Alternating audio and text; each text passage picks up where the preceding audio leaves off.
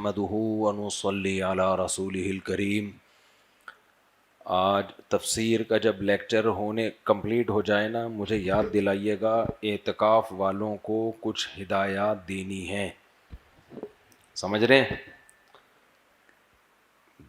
تقریباً 200 کے قریب بندہ اعتکاف میں بیٹھا ہے، یہ سب کنٹرول سے باہر ہو جاتے ہیں۔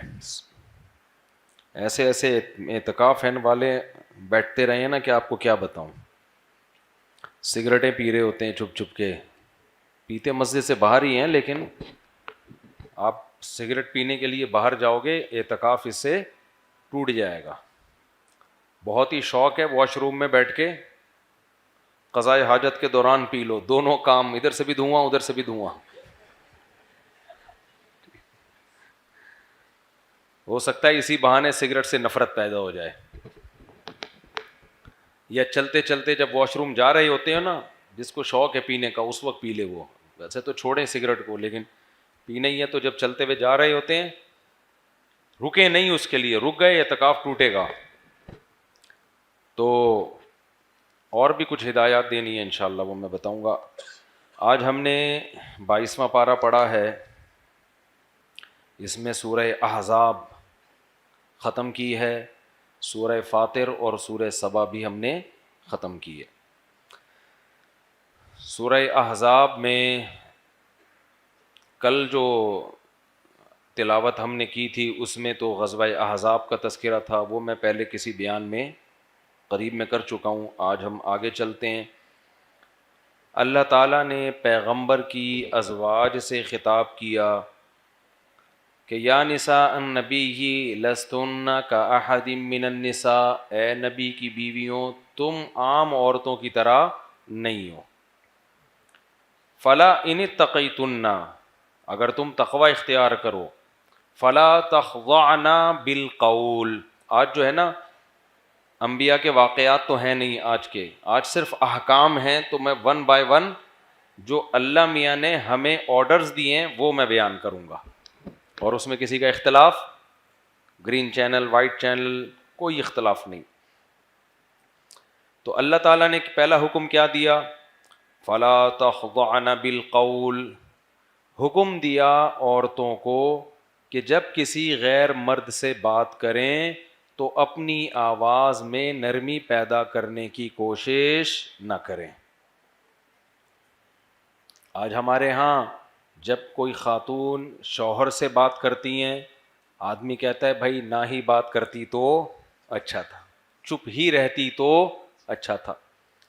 لیکن یہی جب کسی غیر مرد سے بات کرتی ہیں تو اسٹائل چینج ہو جاتا ہے، ایسا ہی ہے نا؟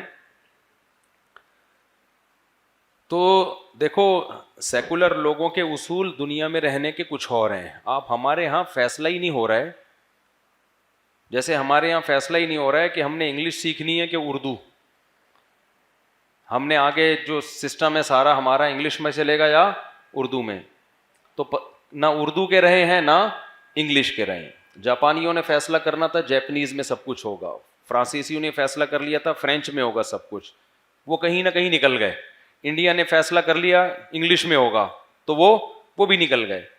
ہمیں پتہ ہی نہیں چل رہا کہ ہماری زبان ہے کون سی، نہ ادھر کے رہے ہم نہ ادھر کے رہے۔ کسی نے کہا کہ یہ قوم کیسے ترقی کرے گی، مقامی زبان پنجابی گھر میں جو بولی جا رہی ہے یا پشتو بولی جا رہی ہے، اسکول میں اردو، سرکاری زبان انگلش، مذہب کی زبان عربی، اور قبر میں جو سوال ہوگا وہ کس میں ہوگا؟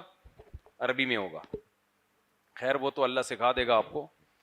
تو گھر میں الگ زبان بولی جا رہی ہے، ماں باپ کے ساتھ دوستوں کے ساتھ الگ زبان بولی جا رہی ہے، دفتری زبان الگ ہے، عدالتی زبان الگ ہے، اور اسکولوں کی زبان الگ ہے، پھر اسکولوں میں میٹرک تک الگ ہے، پھر یونیورسٹیوں میں الگ ہے، تو بڑا ہی غرق ہو گیا۔ خیر تو ہمیں بھی یہ سمجھ میں نہیں آ رہا کہ ہم مذہب کو فالو کرنے والے لوگ ہیں، ہم مسلمان ہیں، یا ہم نے گوروں سے قوانین لینے ہیں۔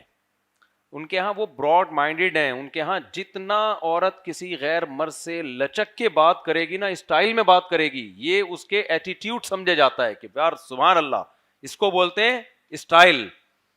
بالکل ایئر ہوسٹس والا حساب کتاب. تو اللہ تعالیٰ نے پہلا حکم عورتوں کو کیا دیا؟ نبی کی بیویوں کو دیا جا رہا ہے، لیکن اس پر اجماع ہے کہ اصل میں ساری دنیا کی ساری عورتوں کو یہ حکم دیا جا رہا ہے ان کے واسطے سے. تو فلا تخضعن بالقول، اللہ کہتے ہیں عورت کسی غیر مرد سے جب بات کرے تو اپنی آواز میں نرمی پیدا کرنے کی کوشش نہ کرے، فری ہونے کی کوشش نہ کرے، ایسا اسٹائل اختیار نہ کرے کہ مرد اس کی طرف کھنچے. جبکہ ہمارے ہاں جان کر ایسا اسٹائل اختیار کیا جا رہا ہوتا ہے کہ آدمی اس کی طرف کھنچتا چلا جائے. پہلا حکم اللہ نے یہ دیا. فرمایا فَيَطْمَعَ الَّذِي فِي قَلْبِهِ مَرَضٌ وَقُلْنَ قَوْلًا مَعْرُوفًا، بات بھی معروف بات کریں. معروف بات کا کیا مطلب؟ کوئی ضروری بات کسی سے جب کرنا پڑ جائے کسی غیر مرد سے تو بات بھی کیا ہو؟ معروف. معروف کا مطلب بھلی بات ہو، ٹو دا پوائنٹ بات ہو، بات میں غیر ضروری طول بھی نہ دیا جائے. اس نے آپ سے جو پوچھا ہے، کوئی ضروری بات پوچھی ہے، تو ٹو دا پوائنٹ بات اس کو بتا دی جائے. تو معروف کی فہرست یعنی مفہوم بہت وسیع ہے. کوئی بھی ایسی بات کرنا جو شریعت کے خلاف ہو اس کی اجازت نہیں ہے. تیسرا حکم اللہ نے کیا دیا؟ پہلا حکم سمجھ میں آ گیا نا، نرم لہجے میں بات نہیں کرنی. دوسرا حکم بات بھی ٹو دا پوائنٹ کرنی ہے، کوئی فحش بات نہیں کرنی، غلط بات نہیں کرنی. جو کوئی ضروری بات، کبھی بعض دفعہ بات کرنی پڑ بھی جاتی ہے نا غیر مرد سے، ضروری بات کرنی ہے. تیسری بات وَقَرْنَ فِي بُيُوتِكُنَّ، اپنے گھروں میں قرار پکڑو. یہ بھی اسلام کا ایک ایسا حکم ہے جو پہلے ساری دنیا میں تھا. گوروں نے آ کے اس کو کیا کر دیا؟ چینج. جب انگریزوں نے مذہب سے بغاوت کی ہے نا، اچھا بغاوت بھی پتہ ہے کیوں کی ہے؟ آج سے 500-600 سال پہلے تک انگریز آتے تھے ہماری یونیورسٹیوں میں پڑھنے کے لیے، اندلس جایا کرتے تھے. جب یہ ہماری یونیورسٹیوں پڑھنے کے لیے آتے تو ہمارے مذہبی اسکالرس کو دیکھتے کہ یار یہ تو بڑے ایجوکیٹڈ ہیں، یہ مذہب بھی جانتے ہیں، سائنس اور ٹیکنالوجی بھی جانتے ہیں، ان کی یونیورسٹیوں میں قرآن بھی پڑھایا جا رہا ہے، حدیث بھی پڑھائی جا رہی ہے، فقہ بھی پڑھایا جا رہا ہے، فلکیات بھی انہی کی یونیورسٹیوں میں، میڈیکل سائنس بھی انہی کی یونیورسٹیوں میں. ان کے ہاں تو مذہب اور سائنس میں کوئی فرق ہے ہی نہیں، اور یہ دنا دن ترقی پہ ترقی کرتے چلے جا رہے ہیں. یہ ہوتا تھا، یہ گوروں کا اعتراف ہے خود. جب یہ اپنی سوسائٹی میں جاتے تو اپنے پادریوں کو دیکھتے کہ یار وہ ایک الگ ہی دنیا میں لے کے جا رہے ہیں. بالکل وہی حساب جو آج فنڈامنٹلسٹ مولاناؤں کا ہے، وہ کس کا تھا؟ پادریوں کا تھا. پادری ایسی بات کرتے جو بالکل یعنی ان کا تھا ہی نہیں سائنس اور ٹیکنالوجی سے کوئی لین دین، اور مذہب بھی ان کا مسخ شدہ تھا. جو عیسائیت کا تو بیڑا غرق ہو گیا تھا نا، مذہب کی جو اوریجنل تعلیمات تھیں ان کا ستیہ ناس ہو گیا تھا. پھر وہ پادریوں کی اپنی چودراہٹیں، مذہب کی اجارہ داری. پادریوں نے سمجھایا ہوا تھا کسی سے کوئی گناہ ہو جائے تو ہمارے پاس آ کے معافی مانگے گا، پیسے ویسے دے گا تو گناہ معاف ہوگا، ادروائز ڈائریکٹ اللہ سے نہیں. ہم کو وسیلہ بناؤ گے تو سارا سیٹ اپ چلے گا، ڈائریکٹ اللہ واللہ معاذ اللہ کچھ بھی نہیں ہوتا. یہ ان لوگوں کی سوچ تھی. تو پیچھے کو دھکیل رہے تھے وہ لوگ دنیا کو رہبانیت کی طرف. دنیا سے بے رغبتی کا مطلب یہ تھا دنیا چھوڑ دو. تو وہاں سے ان کے ہاں مذہب سے بغاوت شروع ہوئی ہے. انہیں اندازہ ہو گیا کہ ہماری سوسائٹی میں جب تک مذہب ہے ہم اس وقت تک ترقی بولو نہیں کر سکتے. ان کو نکالنا پڑے گا سوسائٹی سے، پادریوں کو. وہی حساب جو آج بہت سارے مولاناؤں کا ہو گیا ہے نا، فنڈامنٹلسٹ بنے ہوئے ہیں، بالکل ایک الگ ہی دنیا میں بند گلی میں لوگوں کو دھکیل رہے ہیں. لیکن مسلمانوں میں چونکہ نبی صلی اللہ علیہ وسلم نے فرمایا امت گمراہی پہ جمع ہوگی نہیں، تو اس حدیث کا مطلب یہ ہوا کہ عیسائیت کا تو بیڑا غرق کر دیا پادریوں نے، سارے ہی خراب ہو گئے. لیکن اس امت میں چونکہ نبی آخری نبی ہیں، عیسائیوں کے بعد تو نبی نے آنا تھا نا، اس امت میں نبی کے بعد کوئی نبی نہیں آئیں گے، تو اس لیے یہ امت گمراہی پہ جمع نہیں ہوگی. اس میں اگر 2 نمبر مولوی ہوں گے تو 1 نمبر بھی اسی امت میں ہوں گے، 2 نمبر علماء ہوں گے تو 1 نمبر بھی ہوں گے. پوری امت گمراہ نہیں ہوگی، اور مذہب مسخ نہیں ہو سکتا، امت گمراہی پہ جمع نہیں ہو سکتی. سمجھتے ہو کہ نہیں سمجھتے ہو؟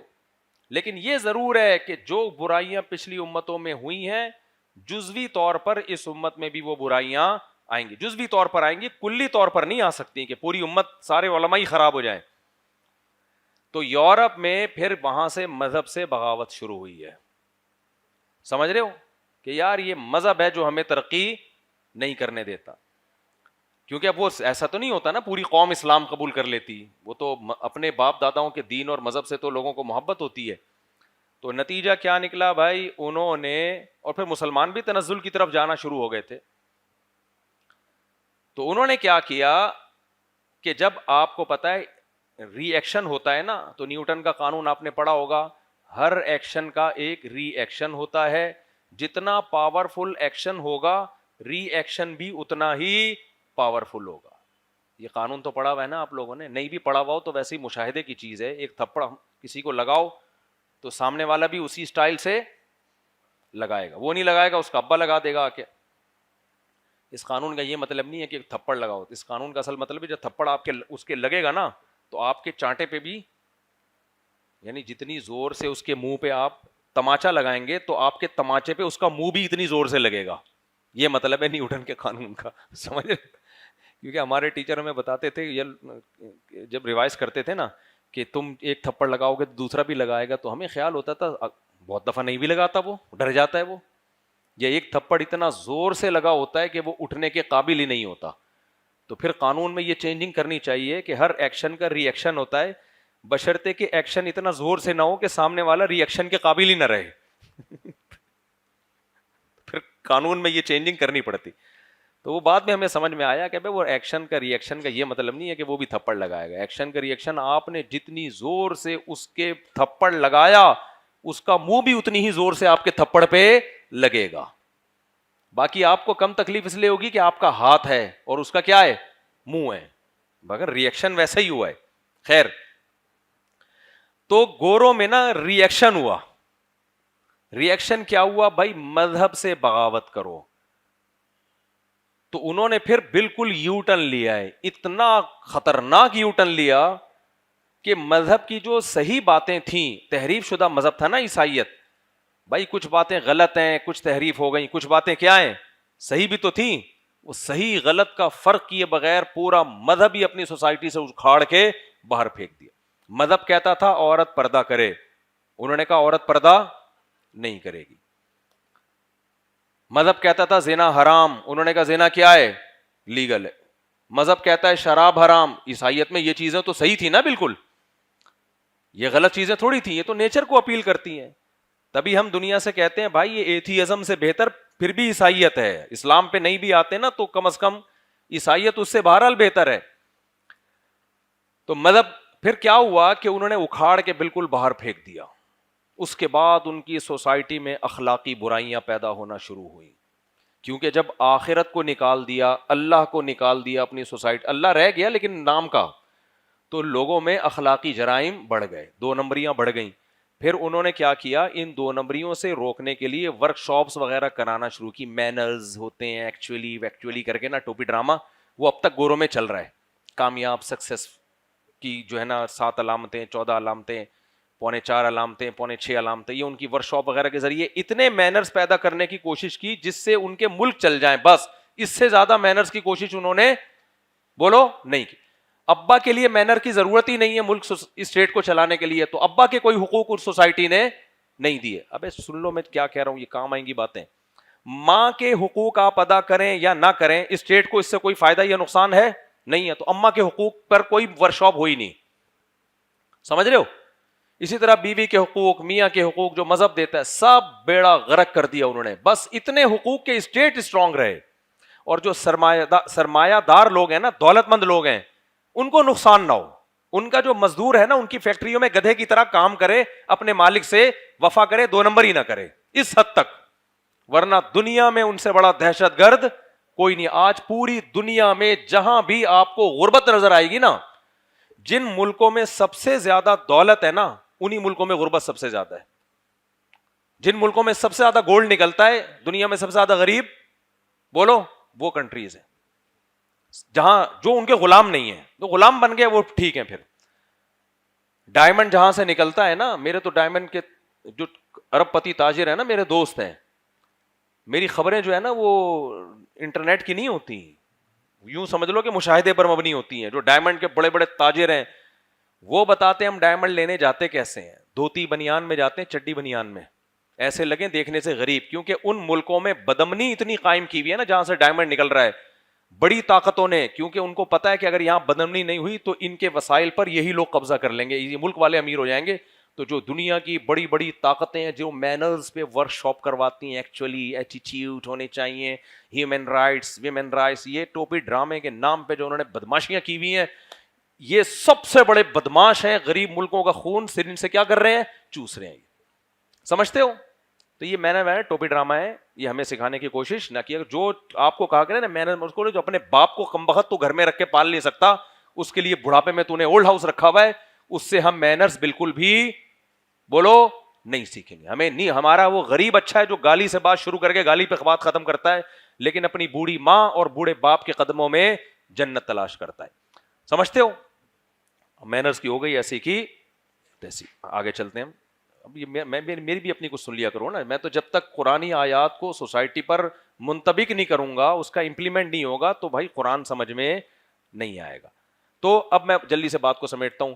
گوروں نے کیا کیا, یو ٹرن لیا, لیکن کچھ چیزیں مذہب کی وجہ سے ان میں پھر بھی تھوڑی سی رہ گئی تھی. وہ چاہ رہے تھے نکالنا, لیکن ان کی خود بھی سمجھ میں نہیں آ رہا تھا. جیسے بہن سے شادی ہے, یہ تو حرام ہے نا. رشیا میں تو جو انقلاب آیا نا, انہوں نے تو یہ بھی لیگل کر دیا, اللہ معاف فرمائے, تو بولتے ہوئے بھی ڈر لگتا ہے, اس کو بھی لیگل کر دیا. بھائی اس کے ناجائز ہونے کی کیا دلیل ہے؟ سب جائز ہے, گدے گھوڑوں کی طرح زندگی گزارو. لیکن یورپ بہرحال عیسائیت پہ رہا تھا, امریکہ انگریز عیسائیت پہ رہے تھے, وہ اب تک اس کو حلال نہیں کر سکے. 1990 تک امریکہ نے ہومو سیکچولیٹی کو ایک ذہنی بیماری قرار دیا ہوا تھا, کیونکہ ان میں عیسائیت کے اثرات تھے نا. بھائی باپ دادا کا جو دین چلا آتا ہے, کچھ نہ کچھ تو اثر باقی رہتا ہے نا, ایک دم سے اتنے آزاد تھوڑی ہو جائیں گے. 1990 کے بعد جا کے اس کو بھی کیا کر دیا, لیگل. بالکل ہی گدے گھوڑے, جو کام گدے گھوڑے نہیں کرتے, ان سے بھی 2 ہاتھ آگے نکل گئے. کہ تمہاری وسیم سے شادی ہو جائے, غفار سے بھی شادی کر سکتے ہو. ابا اگر کنفیوز ہو رہے ہیں کہ یہ غفار میری بہو ہے, یہ میرا داماد ہے, تو اس کنفیوژن سے, کیونکہ ملک کی ترقی میں کوئی رکاوٹ نہیں ہے, تو ایسی کنفیوژن سے کوئی نقصان نہیں ہوتا. کل ایک بندے کا فون آیا, کہنے لگا مفتی صاحب میرا دوست وسیم ہے, مجھے کہہ رہا ہے مفتی صاحب کو بولو خدا کے لیے مجھے معاف کر دو. کل کی بات ہے. تو میں نے توبہ کی, آئندہ میں وسیم کا نام, اصل میں کیریکٹر ہے نا یہ, وسیم سے وہ وسیم تھوڑی مراد ہے, یہ تو کیریکٹر ہیں, کردار ہیں. غفار, وسیم, ستار, فرزند, یہ سب نام ہوتے ہیں ہماری سوسائٹی میں, تو وہ والے میرے مراد نہیں ہے. تو اب میں آپ سے بار بار کہہ رہا ہوں, ہماری جو یوتھ گوروں کے پیچھے بھاگ رہی ہے, دیکھو وہ مذہب سے بغاوت کی انہوں نے, اور بغاوت کی وجہ کیا تھی؟ وہاں مذہب تھا تحریف شدہ. آپ کا مذہب تحریف شدہ نہیں ہے. اس مذہب ہی سے آپ کو موٹیویشن ملے گی, ترقی کرو گے تو اسی مذہب میں رہ کے زیادہ اچھی ترقی کرو گے.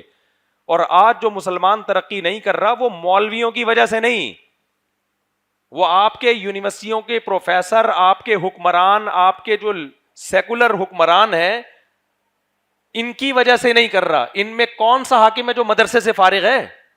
جتنے بھی آئے ہیں سارے کہاں سے فارغ ہیں؟ یونیورسٹیوں سے. اب جامعۃ الرشید نے سسٹم اپنے ہاتھ میں لیا ہے, سسٹم کی بات نہیں کر رہا, سسٹم اپنے ہاتھ میں لیا ہے. دیکھو کیسا بہترین رزلٹ آ رہا ہے. سمجھ میں آ رہی ہے بات کہ نہیں آ رہی؟ اب جب سسٹم یونیورسٹیاں بنا رہا ہے, جامعۃ الرشید کوشش کر رہا ہے کہ بھئی دین دنیا تعلیم کو ایک چھت کے نیچے دیا جائے, آپ اس کا رزلٹ دیکھیں گے انشاءاللہ. یہ کام پہلے اگر علماء کر لیتے تو آج ہمیں یہ دن نہ دیکھنے. تو ہمیں مذہب ہی سے میرے بھائی نجات ملے گی. اور میں ایک جملہ کہہ کے بس آگے چلتا ہوں کہ دیکھو ہمارے ہاں اگر کوئی خوبی ہے تو وہ مذہب کی وجہ سے ہے, گورے میں کوئی خوبی ہے تو سسٹم کی وجہ سے ہے. ہمارے ہاں کوئی خرابی ہے تو سسٹم کی وجہ سے ہے, مذہب کی وجہ سے نہیں ہے. اگر گوروں کا سسٹم, اگر ہمارے پاس مذہب بھی ختم کر دیا جائے نا, ہم سے بڑا درندہ اس کائنات میں پھر کوئی نہیں ہوگا. کیونکہ آپ کو جرائم سے یا تو مذہب روکتا ہے یا قانون روکتا ہے. خدا کی قسم ہمارے ملک میں قانون ہمیں مذہب جرائم سے نہیں روکتا. اگر روکتا تو کراچی میں روزانہ 10-15 بندے قتل ہو رہے ہوتے ڈاکوؤں کے ہاتھ. FIR کٹتی ہے, کیا ہوتا ہے ان ڈاکوؤں, 4 دن کے بعد کیا ہو جاتے ہیں. ایسی اندھیر نگری اگر یورپ امریکہ میں ہوتی تو آپ دیکھتے وہ تو غزہ بنے ہوئے ہوتے. وہ تو متنازع کشمیر بنے ہوئے ہوتے, ایسی درندگی ہوتی وہاں پہ. تو وہاں انہوں نے قانون کی گرفت کیا رکھی ہوئی ہے, بہت مضبوط ہے, بہت مضبوط لا اینڈ آرڈر ہے وہاں پہ. ہمارے ہاں لا قانونیت ہے. تو ہمارے ہاں جو خیر ہے وہ گورنمنٹ کی وجہ سے یا سسٹم کی وجہ سے بالکل بھی نہیں ہے. تھوڑی بہت جو خیر ہے وہ کس کی وجہ سے ہے, مذہب کی وجہ سے. اور ان کے ہاں جو خیر ہے وہ سسٹم کی وجہ سے, اور جو شر ہے وہ مذہب نہ ہونے کی وجہ سے. تو آپ کے پاس ایک خوبی تھی, مذہب.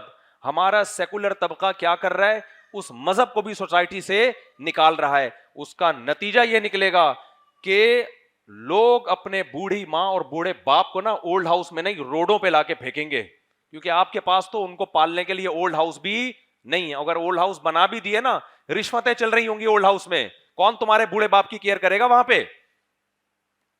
نہیں آ رہی میرا خیال ہے بات, گردے پھیپڑے بک رہے ہوں گے وہاں پہ بوڑھوں کے. تو اس لیے سیکولر طبقہ جو ہے نا ہمارا, جو بار بار مذہب مذہب, ابے تھوڑی سی خیر بچ گئی ہے کس کی وجہ سے؟ کچھ لوگ مسجدوں میں آتے ہیں, مولاناؤں سے ابا اماں کے, میاں بیوی کے حقوق چوری کی مخالفت اور کچھ دیانتداری کی باتیں سن لیتے ہیں. یہ بھی ختم ہو گئی تو سوسائٹی کی ایسی کی تیسی ہو جائے گی.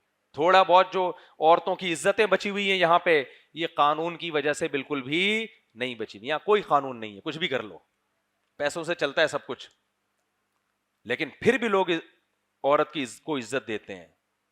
یہ کس وجہ سے دیتے ہیں بھائی؟ اللہ کا خوف ہے. تو اس لیے میں آپ سے کہہ رہا ہوں کہ وہ کام نہ کریں جو گوروں نے کیا ہے, کہ بھائی سائنس ٹیکنالوجی جب تک مذہب رہے گا ترقی نہیں کر پائیں گے. کیونکہ یوٹیوب پہ نا بہت سے لوگ اس طرح کی کلپ بنا رہے ہیں, گورے نے مذہب کو اپنی سوسائٹی سے نکالا, دیکھو چرچوں تک محدود کر دیا اس نے, دیکھو کہاں تک پہنچ گیا. او بھائی جان, وہ ہم مذہب کو اگر نکالیں گے نا تو وہاں تک نہیں پہنچیں گے, جہاں تک ہے اس سے بھی نیچے دھکیل جائیں. اور انہوں نے یہ سب کچھ اس لیے کیا کہ تحریف شدہ مذہب تھا. ہمارا دین تحریف شدہ نہیں ہے, قیامت تک کے لیے آیا ہے, اور اس کی حفاظت کا اللہ نے وعدہ کیا, اور یہ فطرت کو اپیل کرتا ہے. اسی وجہ سے اسلام قبول کرنے والوں میں گوروں کا ریشو سب سے زیادہ ہے, جو پڑھتے ہیں نا وہ, اور ایجوکیٹڈ لوگوں کا ریشو زیادہ ہے.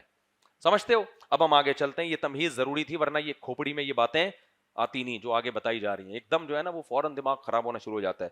تو اللہ میاں نے عورت کو تیسرا حکم دیا, وقرنا فی بیوتکن. تیسرا حکم کیا؟ گھروں میں قرار پکڑو. انگریز نے یہ کام بھی کیا تھا, پہلے ان کی عورتیں گھروں میں رہتی تھیں, انہوں نے کہا تو پادریوں نے کہا گھروں میں رہنا چاہیے, عیسیٰ علیہ السلام کی تعلیمات ہیں, تورات انجیل کی تعلیمات ہیں, ہم نے اس کے اگینسٹ چلنا ہے. خواتین کو کہاں نکالنا ہے؟ گھروں سے باہر, سب جاب کریں. اس کا نتیجہ کیا نکلا؟ تھوڑی بہت ترقی تو ہو گئی میرے بھائی, فیملی سسٹم کی ایسی کی بولو تیسی, بیڑا منہ سے بول لیں, بیڑا کیا ہو گیا؟ غرق ہو گیا. میں آپ کو یہ سکھا رہا ہوں تاکہ یاد ہو جائے. آپ سارا سسٹم کی ایسی کی وہی ہو گیا جو ہمارے الیکشن میں ہوا تھا. اب اسٹیبلشمنٹ بھی حیران ہے کہ یار یہ نہ کھل کے بولتا ہے کہ ہم اس کو پکڑیں عجیب طریقے اسٹائل سے. تو ہم سیف سائڈ بھی رکھتے ہیں نا اپنے لیے. آپ کو کیوں ڈر رہے ہو بھائی؟ ہمیں پکڑ لیں گے تو کون سا ہمیں کوئی بچانے آئے گا؟ ہم کیوں ان سیاست دانوں کے فیور میں اتنا آگے جائیں؟ یہ خود کون سا اپنے آپ کو اتنا فیور کرتے ہیں؟ جب ان کو ضرورت ہوتی ہے تو یہ بھی سسٹم کا حصہ بن کے ہی آگے آتے ہیں. پورا ملک ہی اسی سسٹم کے تحت ہی چل رہا ہے. یا تو یہ ہوتے ہیں نا حق پرست. تو میرے بھائی اللہ تعالیٰ کا حکم یہ ہے کہ عورت گھر کے لیے پیدا ہوئی ہے, گھر سے باہر کے لیے پیدا نہیں. مجبوری میں جاب کر رہی ہے ایک الگ بات ہے. سوسائٹی میں اس چیز کو پروموٹ کرو کہ ہمارے خاندان کی لڑکیاں گھروں میں رہتی ہیں, ہمارے ہاں کھلانے پلانے کی ذمہ داری مردوں کے کندھوں پر ہے. یہ ہلکا حکم نہیں ہے شریعت کا, یہ بہت بڑا حکم ہے. خاندانی نظام کو بچانے کے لیے یہ بہت ضروری ہے. ابھی کسی نے بتایا, میں نے خود نہیں دیکھا وہ کلپ, مجھے کل کسی بندے نے بتایا. اب بندے کی جو خبر ہوتی ہے اس میں بتانے میں اوپر نیچے کچھ ہو سکتا ہے. بتایا کہ جی وہ کوئی اسکالر بیٹھے ہوئے تھے, ان کے پاس کسی خاتون کی کال آئی کہ ایکچولی میں جاب کرتی ہوں, اسی طرح آئی ہوگی, میں نے تو نہیں سنی, تو میں جاب کرتی ہوں تو ایکچولی جو ہے نا وہ مجھے اپنے ایک بندہ پسند آ گیا ہے, تو میں اپنے ہسبینڈ سے خلا لے کے اگر اس سے شادی کر لوں تو کیسا رہے گا؟ تو اسکالر نے جواب دیا, منافقات اور جو حدیثیں آتی ہیں نا وغیرہ وغیرہ. مجھے خیال ہو رہا تھا میں بیٹھا ہوتا یہاں پہ تو میں اس سے کہتا آپ اپنے ہسبینڈ کو فون دیں, میں کہتا تجھے شرم نہیں آتی یار, یہ تو ہوگا, یہ تو جب آپ نے اپنی بیگم کو بغیر ضرورت کے بیچ دیا. اچھا لوگ بڑے براڈ مائنڈڈ بنتے ہیں, ایکچولی ہمیں ٹرسٹ ہے, ہم ایک دوسرے پہ کیا کرتے ہیں, ٹرسٹ کرتے ہیں. یار تم ایسا ٹرسٹ کسی پہ بھی کر لیا کرو, 1 کروڑ روپے دے دو اس کو, ٹرسٹ کرو اس کے اوپر. یہ ڈائلاگ ہیں, ٹھیک ہے ٹرسٹ کر سکتے ہیں آپ, اعتماد ہے, لیکن کیا انسان کے بارے میں کوئی گارنٹی لے سکتا ہے کہ جیسا آج ہے کل بھی ویسا ہی ہوگا؟ 100% گارنٹی ہو سکتی ہے؟ کتنے کیسز میرے پاس آئے ہیں, محبت میں بیوی کے نام 1 کروڑ کا گھر کر دیا, بیگم کہہ رہی تھی مجھے 1 کروڑ کا گھر دے دیں, اس نے کہا نہیں بیگم, کیوں, کیا مجھ پہ آپ کو ٹرسٹ نہیں ہے؟ بیگم کے ڈائلاگ, میں لے کے بھاگ جاؤں گی. اس نے کہا نہیں میں تو ٹرسٹ کرتا ہوں, تو پھر دے دیں. اس نے کہا کہ چلو ہم دونوں تو ایک ہی ہیں, ہم الگ الگ نہیں ہیں, یہ میاں سوری یہ بیوی اور میں میاں, دونوں ایک, یہ لو.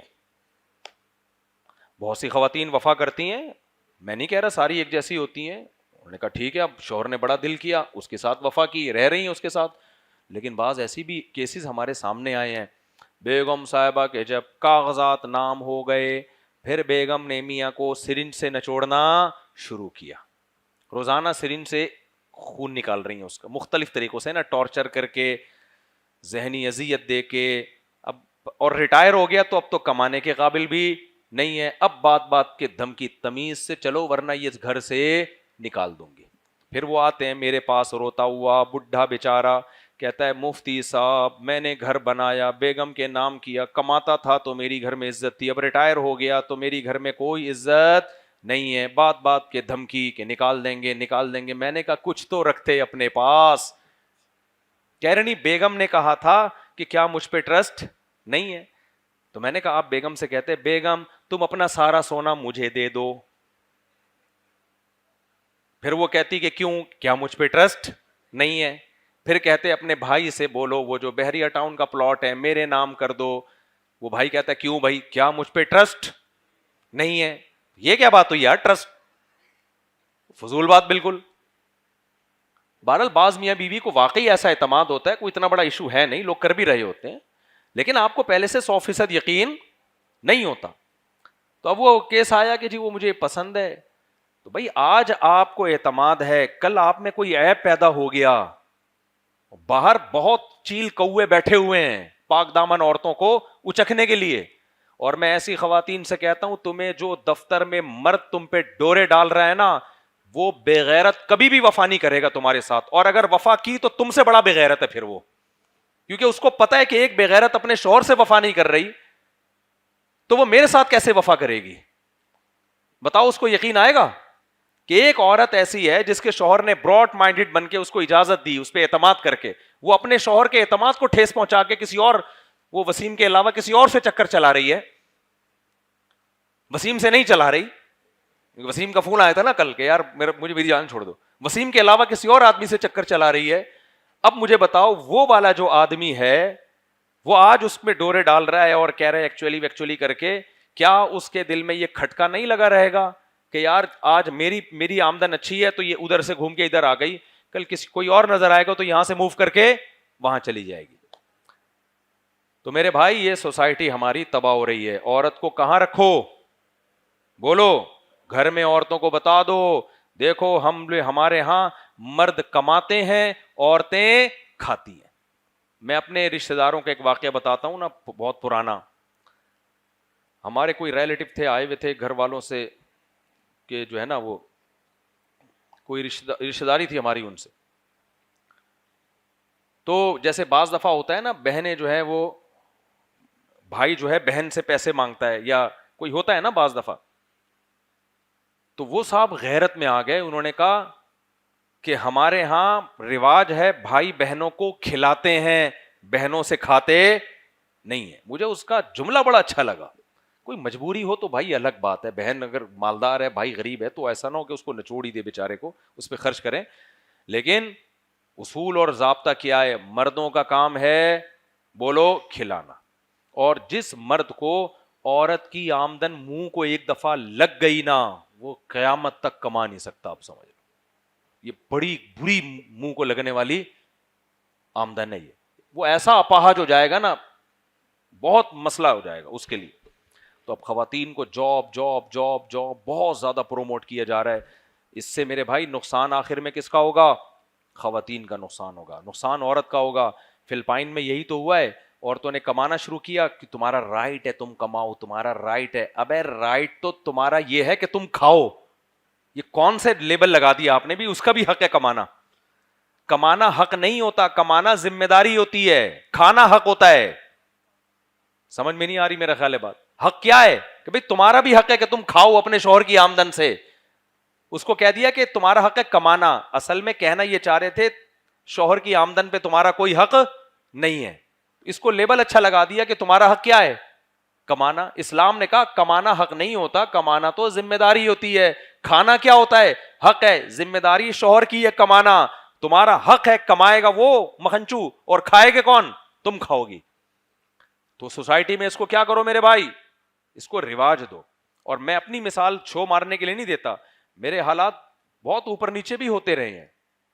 میں نے کبھی بھی اپنے گھر والوں کو کمانے کی اجازت نہیں دی. اسکول میں ٹیچنگ کر سکتی ہیں پردے دار عورتیں, بہت کچھ ہو سکتا ہے, کمانے کے بہت سارے ذریعے ہمارے پاس بھی تھے. ہم نے کہا نہ, ہماری یہ پرمپرا ہے ہی نہیں. چائے میں پاپے ڈبو کے کھا لیں گے, لیکن یہ نہیں ہو سکتا کہ گھر میں عورت کی آمدن آنا شروع. مجھے پتا تھا جس دن یہ ہوا اللہ کی مدد گئی, گھر سے برکت گئی. میں دیکھ رہا ہوں 2 2 3 3 4 4 لوگ مل کے کما رہے, برکت ہی نہیں. تو اس کو پروموٹ, یہ کون سا حکم ہو گیا میرے بھائی؟ تیسرا حکم, وقرن فی بیوتکن. شادی میں یہ بولا کرو بھائی ہمارے ہاں بیویاں کماتی نہیں ہیں, ہمیں ہاؤس وائف چاہیے. سمجھتے ہو؟ ابھی تو کمبخت الٹا ہو رہا ہے کہ ہمیں کمانے والی بہو چاہیے. ایسی ایسی بغیرت قسم کی ساسیں مارکیٹ میں آ رہی ہیں نا, جو بیان سن رہی ہیں ان کے علاوہ کی بات کر رہا ہوں. ایک لڑکی نے بتایا کہ میری شادی ہو رہی ہے, میری ساس کہہ رہی ہے کما کے لاؤ, تم کماؤ گی تو ہم اپنا گھر بنا سکیں گے. بیٹا دونوں میاں بیوی مل کے کماتے ہیں تو اپنا گھر بنتا ہے. تو میں نے کہا, وہ کہہ رہی ہے میرا نہیں دل کر رہا کمانے کا, میرے اندر عورت میں نہیں ہوتی اتنی صلاحیت. اور کماتی بھی کیا ہیں, ساری عورتیں کوئی 22ویں گریڈ کی آفیسر تھوڑی بن جاتی ہیں. ایئر ہوسٹس کی جاب دیکھو یار, آپ دیکھو جب پہلی دفعہ جہاز میں سفر ہوتا ہے نا تو جھولے ملتے ہیں, بڑا مزہ آتا ہے. کھڑکی پہ بیٹھتا ہے آدمی, ونڈو پہ دیکھ رہا ہوتا ہے, اوپر جا رہا ہوں نیچے آ رہا ہوں. ایئر ہوسٹس کو بھی خواتین دیکھ کے بڑی حسرت سے, یار آج ہم پہلی دفعہ جہاز میں اسلام آباد جا رہے ہیں, یہ کتنی خوش قسمت ہے. ڈیلی یہاں سے کراچی سے اسلام آباد, اسلام آباد سے کراچی, ہر وقت فضاؤں میں. 2 4 سفر جب انسان کے جہاز میں ہوتے ہیں نا, جہاز سے زیادہ ٹینشن والا کوئی سفر ہے نہیں. میں جب آسٹریلیا گیا نا, 13 گھنٹے کی فلائٹ, یوں بیٹھا ہوا ہوں, جہاز بھی بھرا ہوا تھا. واپسی پہ 15 گھنٹے کی فلائٹ. 15 گھنٹے تک کیسے بیٹھے ہوئے ہیں؟ تمیز سے. ٹھیک ہے آدمی چل بھی لیتا ہے تھوڑا سا, کتنا چلے گا. ایئر ہوسٹس سارا دن ہواؤں میں. ابھی جب میں آ رہا تھا میں نے کہا یار مجھے سب سے زیادہ ترس کس پہ آتا ہے؟ ایئر ہوسٹس پہ آ رہا ہے. کس قدر ٹینشن والی جاب ہے یار, کس لوگوں کی خدمت کرنا, اور اتنی تمیز سے. ہوٹلوں میں اتنی تمیز سے نہیں ہوتی. ہوٹلوں میں یہ ہوتی ہے سر چائے لے آؤ, لا رہا ہوں.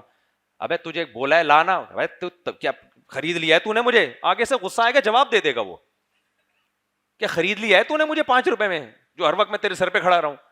ایئر ہوسٹس کو ایسی بدتمیزی کی اجازت نہیں. اس کو غصہ آ رہا ہے, اس کی طبیعت ٹھیک ہے یا نہیں ہے, اس نے ہمیشہ مسکرا کے بات کرنی. آپ 20 دفعہ بلائیں وہ 20 دفعہ آئے گی.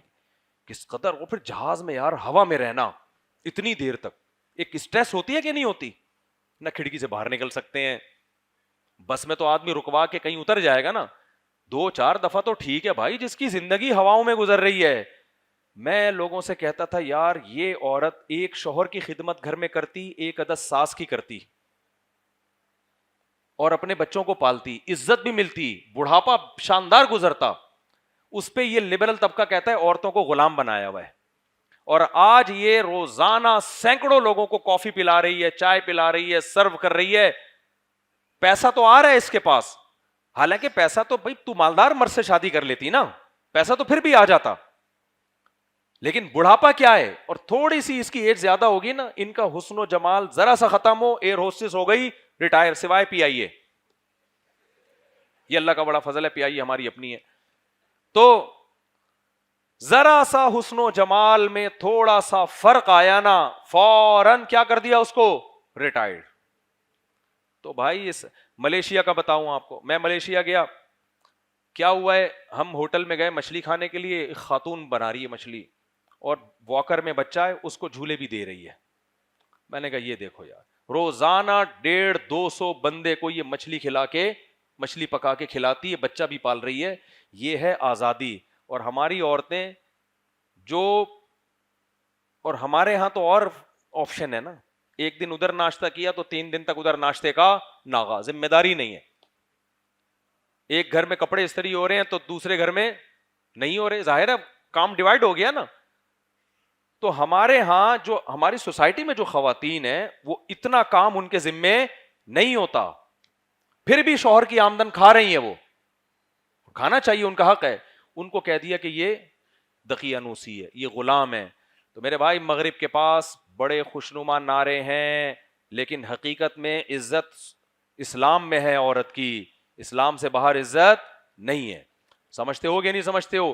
تو اس لیے یہ بھی اسلام کا تیسرا حکم یاد رکھو، وَقَرْنَ فِي بُيُوتِكُنَّ. اللہ نے مردوں کو یہ حکم نہیں دیا کہ گھروں میں قرار پکڑو، عورتوں کو حکم دیا کہ گھروں میں قرار. اس آیت سے پوری امت کا اجماع ہے کہ عورت کا اصل کام، اس کا اصل وظیفہ گھر کو سنبھالنا ہے. مسلم سوسائٹی میں ہر عورت ہاؤس وائف ہوتی ہے. کسی ضرورت سے، جیسے اب گائنی کی تو لیڈی ڈاکٹر ہی ہوں گی نا، جہاں ضرورت ہو تو ضرورت کی حد تک مستثنا ہے، لیکن اصول کیا ہے، گھر داری. تو نکاح کرنے سے پہلے کیا دیکھنا ہے بھائی، گھر داری چاہیے ہمیں. سمجھتے ہو کہ نہیں سمجھتے؟ آگے چلتے ہیں ہم. آگے اللہ تعالیٰ نے چوتھا حکم کیا دیا،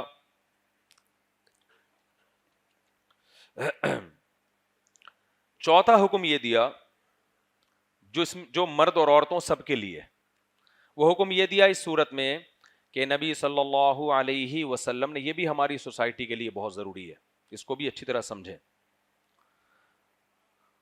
یہ بات کئی دفعہ بیان کر چکا ہوں، دوبارہ ریپیٹ ہو جاتی ہے. حضرت زینب رضی اللہ تعالی عنہا کا نکاح نبی صلی اللہ علیہ وسلم نے زید ابن حارثہ سے کر دیا، جو آپ کے منہ بولے بیٹے تھے. سمجھتے ہو کہ نہیں سمجھتے؟ دونوں کی انبن ہونا شروع ہو گئی. حضرت زینب تھی قریشی ہاشمی، حضرت زید ابن حارثہ غلام تھے جو آزاد ہوئے تھے. تو ان کو نہیں لگ رہا تھا کہ یہ میرے اسٹینڈرڈ کا رشتہ ہے، یہ سمجھ رہے. لیکن نبی نے حکم دیا حضرت زینب کو کہ تم ان سے نکاح کرو، تو نہ چاہتے ہوئے بھی وہ ایگری ہو گئیں کہ نبی کا آرڈر ہے. حضرت زید ابن حارثہ بھی ایگری ہو گئے، لیکن آپس میں انبن ہوئی. اب جب انبن ہوئی ہے تو زید ابن حارثہ نے ارادہ کیا میں ان کو طلاق دے دیتا ہوں. نبی صلی اللہ علیہ وسلم نے ان کو منع کیا، امسک علیک زوجک، کیونکہ نبی صلی اللہ علیہ وسلم کو غم یہ تھا کہ حضرت زینب تو پہلے ہی ایگری نہیں تھی شادی پہ، میرے آرڈر پہ شادی کی ہے، جب طلاق ہو جائے گی تو ایسے موقع پہ ان کے دل میں ایک بال آ سکتا ہے نا، ابے دیکھو تمہارے ابا تمہیں کہہ رہے ہوں بیٹا تو اس سے شادی کر لے. اب سمجھ میں آئے گا تمہیں، ویسے سمجھ میں کسی اور کی مثال نہیں سمجھ میں آئے گی. یا بیٹی کو کہہ رہے ہوں کہ بیٹی یہ ہے اس سے آپ شادی کر لیں. اصل میں میرے پاس کیس آئے ہوئے ہوتے ہیں نا، ابا اپنی بیٹی کی گن پوائنٹ پہ شادی کر رہے ہیں، بچی نہیں چاہ رہی ہے، تو میں ان کو کہہ رہا ہوں نہیں کرو بھائی. اچھا خیر، بچی نے نہ چاہتے ہوئے بھی ابا کے کہنے پہ شادی کر لی، وسیم کے علاوہ کسی اور شخص سے. وسیم بولے گا یار، وسیم سے نہیں کی، کسی اور شخص سے کر لی. اب جب ہو گئی، اب انبن ہو رہی ہے، اور اب ابا کا داماد طلاق دینے کی باتیں کر رہا ہے، تو ابا کیا کہے گا، ابے یار یہ میرے کہنے پہ میری بیٹی نے کی تھی، وہ تو پہلے بھی راضی نہیں تھی، اب تو طلاق دے دے گا نا تو میں بیٹی کو کیا منہ دکھاؤں گا. بیٹی کہے گی ابا دیکھا میں کہہ رہی تھی کہ یہ نہیں کریں شادی آپ میری یہاں پہ. سمجھ رہے ہو کہ نہیں سمجھ رہے؟ یہی سچویشن ہوئی ہے. نبی صلی اللہ علیہ وسلم ان کے والد تو نہیں تھے، نبی تو ان کے جو ہے وہ ماموزاد تھے، آپ کی پھوپھی کی بیٹی تھی حضرت زینب، لیکن سچویشن سیم یہی تھی. حضرت زینب نے نبی کے کہنے پر شادی کر لی حضرت زید ابن حارثہ سے. اب انبن ہو رہی ہے، زید ابن حارثہ نے طلاق دینے کا ارادہ کیا. آپ صلی اللہ علیہ وسلم کو یہ خیال ہوا کہ بھئی حضرت زینب کے دل میں آئے گا، دیکھا میں تو پہلے نہیں پسند کر رہی تھی، اور مجھے تھا کہ یہ جوڑ کی شادی نہیں ہے، یہ میچنگ کی شادی نہیں ہے اور نہیں بنے گی ہماری. تو اب نبی صلی اللہ علیہ وسلم کے پاس یہی آپشن تھا کہ زید ابن حارثہ کو سمجھائیں کہ بھائی یہ میرے کہنے پہ شادی ہوئی ہے، امسک علیک زوجک، اپنی زوجہ کو اپنے نکاح میں روک کے رکھو، واتق اللہ، اللہ سے ڈرو. سمجھ میں آ رہی ہے بات کہ نہیں آ رہی؟ تو آپ نے حضرت زینب کو حکم دیا، آپ حضرت زید کو حکم دیا کہ حضرت زینب کو طلاق مت دو. لیکن ایسی انبن ہوئی ہے کہ حضرت زید نے طلاق دے دی. سمجھ رہے ہو؟ اب جب دے دی طلاق تو حضرت زینب کو دھچکا لگا بہت. تو پھر نبی صلی اللہ علیہ وسلم کے دل میں خیال آیا کہ بھئی اب حضرت زینب کو جو زخم پہنچا ہے اس کا مداوع جبھی ہو سکتا ہے کہ جب حضرت زینب سے کوئی ان کا بہت اچھی جگہ رشتہ کرایا جائے. تو میں اگر نکاح کا پیغام بھیجوں گا تو حضرت زینب خوش ہوں گی، اور وہ جو ان کو غم پہنچا ہے اس کی تلافی، کیونکہ ظاہر ہے نبی صلی اللہ علیہ وسلم کا تو سب سے بڑا مقام تھا اس وقت. تو آپ حضرت زینب جو تھی آپ کی پھوپھی ذات بھی تھیں. تو اب نبی صلی اللہ علیہ وسلم کے دل میں خیال آیا کہ بھئی اب زینب کے غم کا مداوع اسی طرح سے ہو سکتا ہے کہ ان سے کون نکاح کرے، میں خود نکاح کا پیغام بھیج دوں.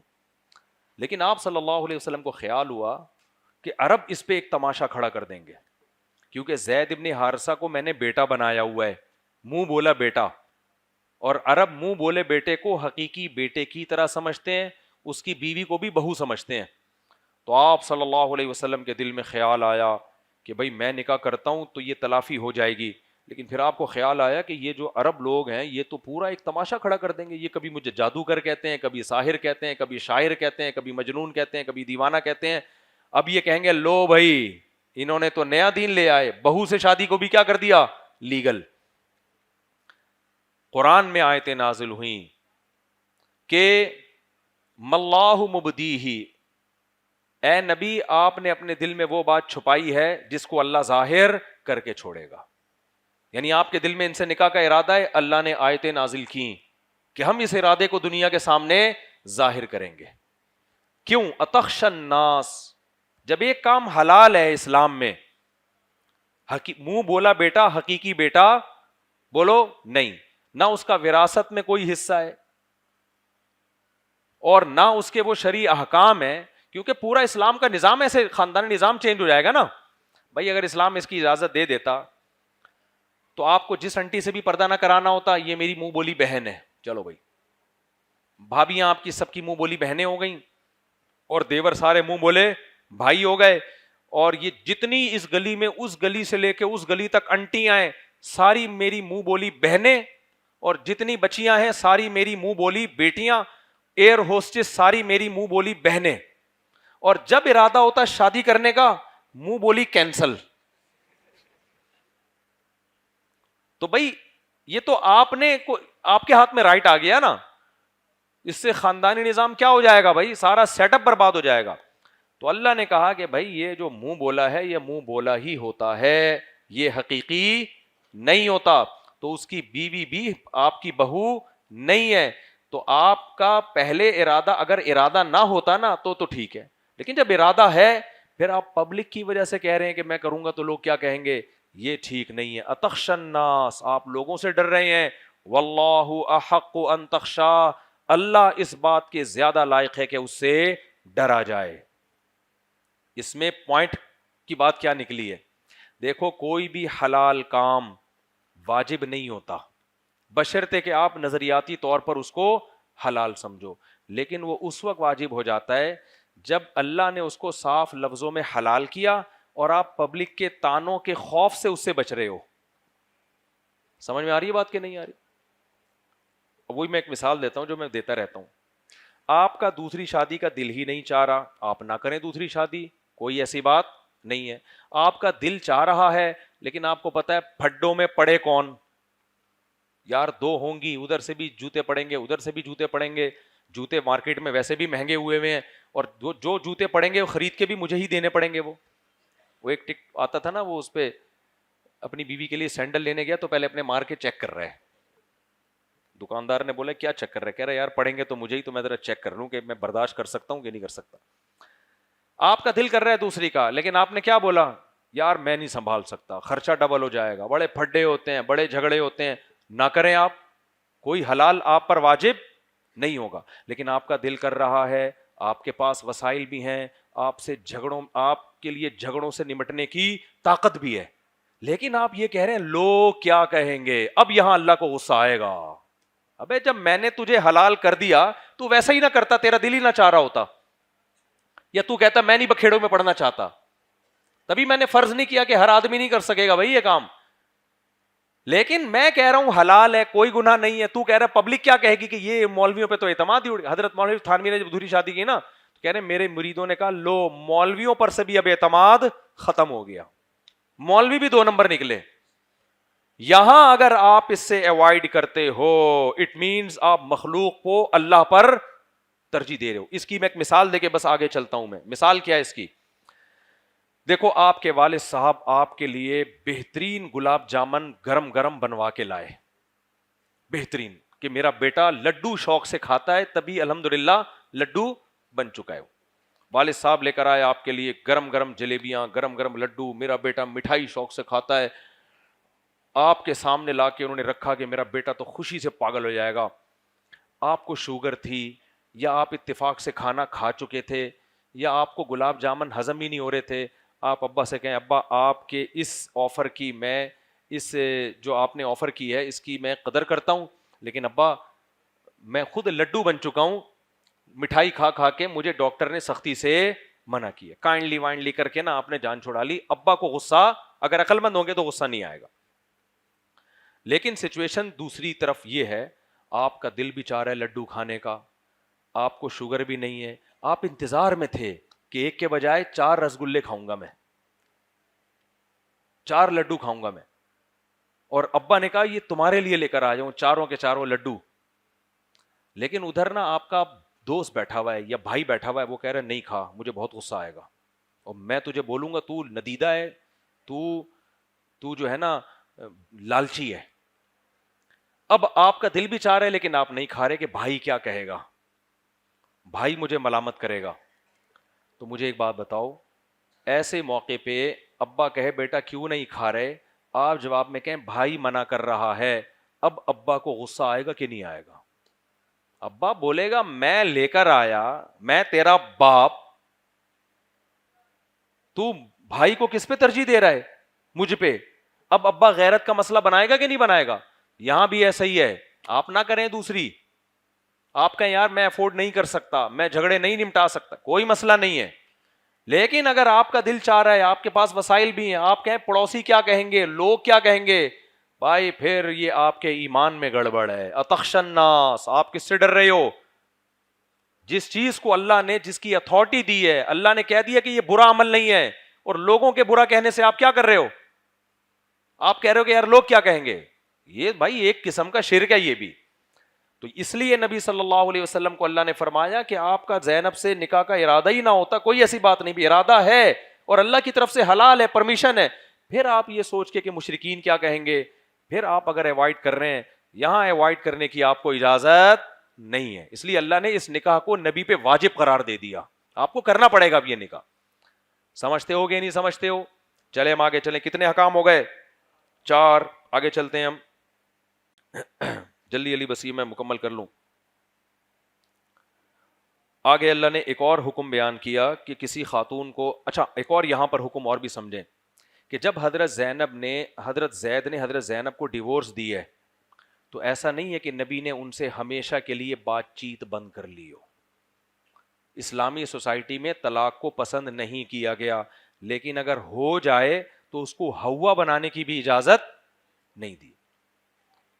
آج جو مشہور لوگ ہوتے ہیں نا, جو فنکار, اداکار یا سیلیبریٹیز ہوتی ہیں, ان کی طلاقوں کو میڈیا پہ بہت اچھالا جاتا ہے. او فلانے نے ڈمکانے کو طلاق دے دی, او کیوں دی بھائی, آپ بتائیں گے ذرا کیا تھی, آپ میں کوئی خرابی تھی؟ پھر وہ الزامات لگائے گی اپنے شوہر پہ, شوہر کا انٹرویو لیا جائے گا, وہ الزامات لگائے گا اپنی بیوی پہ. یہ اسلام کا مزاج بولو نہیں. حضرت زید کو نبی منع بھی کر رہے ہیں کہ مت دو طلاق, پھر بھی دے دی, تو پھر بھی آپ نے اس کو ان کا پرسنل معاملہ قرار دیا. سمجھ رہے ہیں؟ کوئی نہیں ملتا ہمیں کہ حضرت زید سے بائیکاٹ کیا ہو, بلکہ قرآن میں اگر کسی صحابی کا نام ہے تو صرف حضرت زید ابن حارثہ کا نام ہے. اس کی وجہ یہی ہے کہ ان کا دل بہت ٹوٹ گیا تھا اس سے, اور قرآن نے پہلے دھمکی بھی دی نا کہ جب اللہ اس کے رسول تمہیں حکم دے رہے ہیں تو اس کی اطاعت کرو, تو پھر بھی ان سے نہیں ہوا وہ, تو پھر قرآن نے کیا کیا, ان کا نام ذکر کیا قرآن میں تاکہ ایسا نہ ہو لوگ ان سے نفرت کرنا شروع کر دیں. فلما قضا زید منہا وطرن, قرآن کہہ رہے جب زید نے اپنی زوجہ کو طلاق دے دی تو اے نبی ہم نے آپ کا نکاح زینب سے کرا دیا. تو واحد صحابی ہیں حضرت زید جن کا قرآن مجید میں نام ہے. تھے یہ بھی عربی لیکن آزاد کردہ غلام تھے, تو وہ جو عرب تو غلام کو ویلیو نہیں دیتے تھے, تو اکیلے ان کا نام آیا ہے قرآن مجید میں. سمجھتے ہو کہ نہیں سمجھتے ہو؟ تو اس سے بھی پتہ چلتا ہے بھائی سوسائٹی میں گھر جوڑنے کی کوشش کیا کرو, طلاقیں نہ دلوایا کرو, لیکن اگر ہو جائے تو پھر ریلیکس. پھر کیا کرنا ہے؟ کوئی نہیں بھائی, ہو جاتی ہے یار, اب تم کہیں اور کر لو, تم کہیں اور. اس کو ایک دم بہت بڑا ایشو نہیں بنا لو, یہ کر دیا وہ برباد کر دیا, کوئی نہیں ہوتا بھائی. قرآن نے بھی ایسے ہی کیا ہے. اللہ میاں نے طلاق سے پہلے بہت سارے پروسیس بیان کیے ہیں تاکہ طلاقیں نہ ہو. سب سے پہلے 3 طلاق کو ناجائز قرار دیا تاکہ مرد کے پاس رجوع کا آپشن رہے, اگر جلد بازی میں دیے سوچے وہ. اس کے بعد اللہ نے کیا کہا, وَإِنْ خِفْتُمْ شِقَاقَ بَيْنِهِمَا, میاں بیوی میں جھگڑا ہو رہا ہے تو دونوں خاندان کے لوگ صلح و صفائی کی کوشش کریں. پھر بھی نہیں ہوتا تو اللہ نے فرمایا فَعِظُوهُنَّ, محبت سے بیوی کو سمجھاؤ. پھر بھی باز نہیں آتی, اللہ کہتے ہیں بستر الگ کر دو. پھر بھی باز نہیں آتی تو شدید ضرورت کے موقع پر وَضْرِبُوهُنَّ, اللہ نے ہاتھ اٹھانے کی بھی اجازت دی ہے. کیونکہ سرپرست کو اگر اجازت نہ ہونا سختی کرنے کی, پھر وہ سرپرست رہتا نہیں ہے. بہت سخت موقع پر اللہ نے اجازت دی ہے کہ بھائی اس طرح بھی کنٹرول کر, اگر تمہارا خیال ہے کنٹرول ہو جائے گی تو کر لو. یہ بھی نہیں ہوتا, پھر کیا ہے؟ علیحدگی ہے. اب اگر علیحدگی ہو گئی ہے تو پھر قرآن علیحدگی کے بعد الگ حکم بیان کرتا ہے. اللہ کہتا ہے وَإِن يَتَفَرَّقَا يُغْنِ اللَّهُ كُلًّا مِّن سَعَتِهِ, اگر دونوں میں علیحدگی ہو گئی ہے تو ٹینشن لینے کی بات نہیں ہے, اللہ دونوں کے لیے کوئی انتظام کر دے گا, کوئی ٹینشن لینے کا نہیں ہے. سمجھ رہے ہو؟ بچے کیسے رولتے ہیں طلاقوں کے بعد, کھینچ رہے ہیں ایک دوسرے کی طرف. کوئی مسئلہ نہیں ہے بھائی, اگر اللہ نہ کرے ہو گئی ہے بچوں کو مل کے پال لو. صحابہ میں بھی طلاقیں ہوتی تھی بھائی, بچے دونوں کے ہیں نا.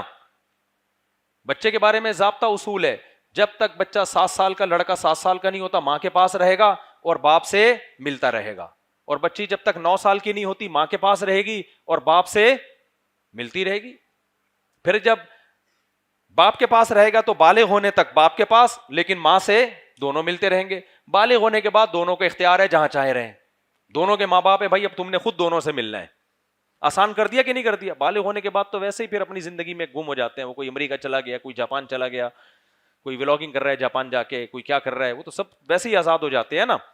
آسانی سے حل کر دیا کہ نہیں کر دیا؟ لیکن آپ عدالتوں میں جا کے دیکھو, ایسی کھینچا تانی, مار دھاڑ, الزامات, جہیز کے پھڈے, جہیز کے جھگڑے.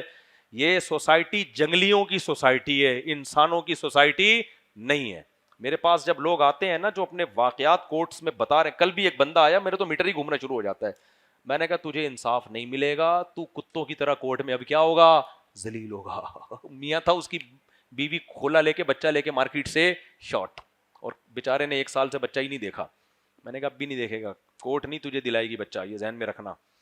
تو میں نے کہا جاؤ ان کے بیٹھ کے نا آپس میں مل بیٹھ کے کچھ حل کرو, کوشش کرو. تو خیر دکھائے گی بھی تو ایک دفعہ منہ دکھا دے گی کورٹ میں آ کے, یہ دیکھو تیرا بچہ, دیکھ لیا, چل واپس. بہت ہی کتوں کی طرح ذلیل ہوتا ہے باپ ہماری عدالتوں میں, اللہ ہدایت دے. خیر اچھا میرے بھائی, یہ کون سا حکم ہو گیا؟ 5واں, کہ طلاق سے بچنا ہے. ہو جائے تو کیا کرنا ہے؟ الزامات نہیں لگانے, وہ ایسی تھی وہ ایسا تھا. نہ حضرت زید برے تھے نہ حضرت زینب میں کوئی خرابی تھی. دونوں صحابی, ایک صحابیہ اور ایک صحابی, بھائی نہیں بنی آپس میں. دونوں بعض دفعہ نیک ہوتے ہیں, میچنگ کی شادی نہیں ہوتی, جوڑ ہی نہیں ہوتا, تمیز سے کیا ہو گیا بھائی, علیحدگی ہو گئی, ختم. نہ حضرت زینب کو کبھی ملامت کی گئی, اور نہ ایسا نہیں ہمارے نبی نے آگے حضرت زینب سے کہا یہ لگتا ہے تمہارے اندر کوئی خرابی ہے جو تمہارے شوہر نے تمہیں چھوڑا, یا حضرت زید کو آ کے کہو کہ بھائی تمہارے تو پتہ ہی نہیں تمہارے دل میں کیا ہے. تو جتنے بھی اسلام میں ہمیں طلاق کے واقعات ملتے ہیں انہی میں ہمیں یہی کچھ ملتا ہے. کوشش کرو, نہ ہو جائے دونوں ٹھیک ہیں بھائی, دونوں میں سے کوئی بھی غلط نہیں ہے. اور میڈیا والے جب انٹرویو لینے کے لیے آئے نا, آپ نے کیوں دی, آپ نے کیوں چھوڑا, تو میڈیا والے سے بولے تو میرا ماموں ہے, یہ میرا خالہ ہے, یہ میری تو پھپھی لگتی ہے جو میں تجھے بتاؤں, میرا پرسنل معاملہ ہے, رکھوں چھوڑوں تیرے کو کیا تکلیف ہو رہی ہے. سمجھتے ہو؟ چلو کتنے ہو گئے بھائی, جلدی جلدی میں ختم کر رہا ہوں اس کو. ابے گنو نا گنتی لگا کے, 5 حکم ہو گئے. آگے چلتے ہیں ہم. ایک اور اللہ نے حکم دیا کہ اذا نکحتم المؤمنات ثم طلقتموهن من قبل ان تمسوهن, کہ اگر کسی عورت کو رخصتی سے پہلے طلاق دے دی جائے تو پھر اس پہ عدت واجب نہیں ہے. یہ مسئلہ بھی خوب سمجھ لو کہ اسلام میں نکاح کے بعد، رخصتی کے بعد اور رخصتی سے پہلے کے احکام میں بہت فرق ہے. آپ نے کسی سے نکاح کیا، رخصتی کا مطلب کیا ہے؟ رخصتی کا مطلب یہ نہیں ہے کہ جو 50-50 میں دکھایا تھا کہ وہ جا رہی ہے اور پوری ویڈیو بن رہی ہے جو ہماری سوسائٹی میں ہوتا ہے. رخصتی کا مطلب یہ ہے کہ میاں بیوی کہیں بھی تنہائی میں جمع ہو جائیں، کہ اگر وہ فزیکل ریلیشن قائم کرنا چاہتے تو کوئی رکاوٹ نہیں تھی، تو بے شک فزیکل ریلیشن نہ بھی ہو، یہ عمل رخصتی کہلائے گا، از کالڈ رخصتی. تنہائی میں کہیں جمع ہو گئے، وہ ایسی جمع کہ اگر مرد بیوی سے ہمبستری کرنا چاہتا تو کوئی اخلاقی رکاوٹ نہیں تھی اس کے لیے، پھر بے شک ہمبستری نہ بھی ہو، تو یہ عمل کیا کہلاتا ہے؟ رخصتی. اس عمل کے بعد اگر شوہر طلاق دے گا تو اب خوب سمجھو طلاق کا مسئلہ. دیکھو، رخصتی کے بعد جب بیوی کو طلاق دی جاتی ہے، اگر یوں کہا تمہیں طلاق ہے طلاق ہے طلاق ہے تو کتنی طلاقیں ہو گئیں؟ 3. اگر یوں کہا تمہیں 3 طلاقیں تو بھی کتنی ہو گئیں؟ 3. اب ان میں دوبارہ نکاح نہیں ہو سکتا. اس بات کو سمجھو. رخصتی ہو گئی تھی، جب اس نے کہا تمہیں طلاق ہے، ایک طلاق ہو گئی نا، لیکن عدت شروع ہو گئی عورت کی. عورت جب عدت میں ہوتی ہے تو اس پر دوسری طلاق بھی لگتی ہے، جا کے دوسری دے دے گا تو دوسری بھی ہو جائے گی، تیسری دے دے گا تو تیسری بھی ہو جائے گی. لیکن جب عدت ختم ہو گئی، رخصتی کے بعد ایک طلاق دی، اب عورت کو 3 مینسز آئے، عدت ختم. جب عدت ختم تو اب کسی بھی طرح سے اب وہ اس کی بیوی رہی نہیں ہے. سمجھ رہے کہ نہیں سمجھ رہے؟ عدت بھی ختم اور نکاح بھی ختم. اب اگر وہ دوسری دیتا ہے تو لگے گی اس کو؟ نہیں، کیونکہ اجنبی عورت ہے نا، عدت بھی نہیں ہے. سمجھ رہے ہو کہ نہیں سمجھ رہے؟ تو اس سے پتا چلتا ہے کہ جب ایک طلاق دی، جب دوسری دے گا تو عدت ہوگی تو دوسری لگے گی جا کے، عدت نہیں ہے تو دوسری طلاق بولو نہیں لگے گی. عدت اگر ختم ہو گئی تو دوسری طلاق نہیں لگے گی. اب خوب سمجھو، رخصتی سے پہلے اگر کسی نے طلاق دے دی تو اب اگر اس نے یوں طلاق دی ہے کہ تمہیں طلاق ہے، جیسے ہی یوں کہے گا نا تمہیں طلاق ہے، عورت کی عدت ہے ہی نہیں اس کے اوپر. کیونکہ قرآن میں ان آیتوں میں جو بھی میں نے پڑھی ہے، اللہ نے فرمایا کہ اگر تم کسی عورت کو رخصتی سے پہلے طلاق دے دو تو پھر اس عورت پر عدت واجب نہیں ہے. اب عدت جب واجب نہیں ہے تو طلاق دیتے ہی نکاح ختم اور عدت بھی نہیں ہے، لہذا اگلے ہی لمحے جو وہ دوسری طلاق اناؤنس کر رہا ہے وہ لگے گی نہیں اس کے اوپر جا کے. سمجھ رہے ہو کہ نہیں سمجھ رہے؟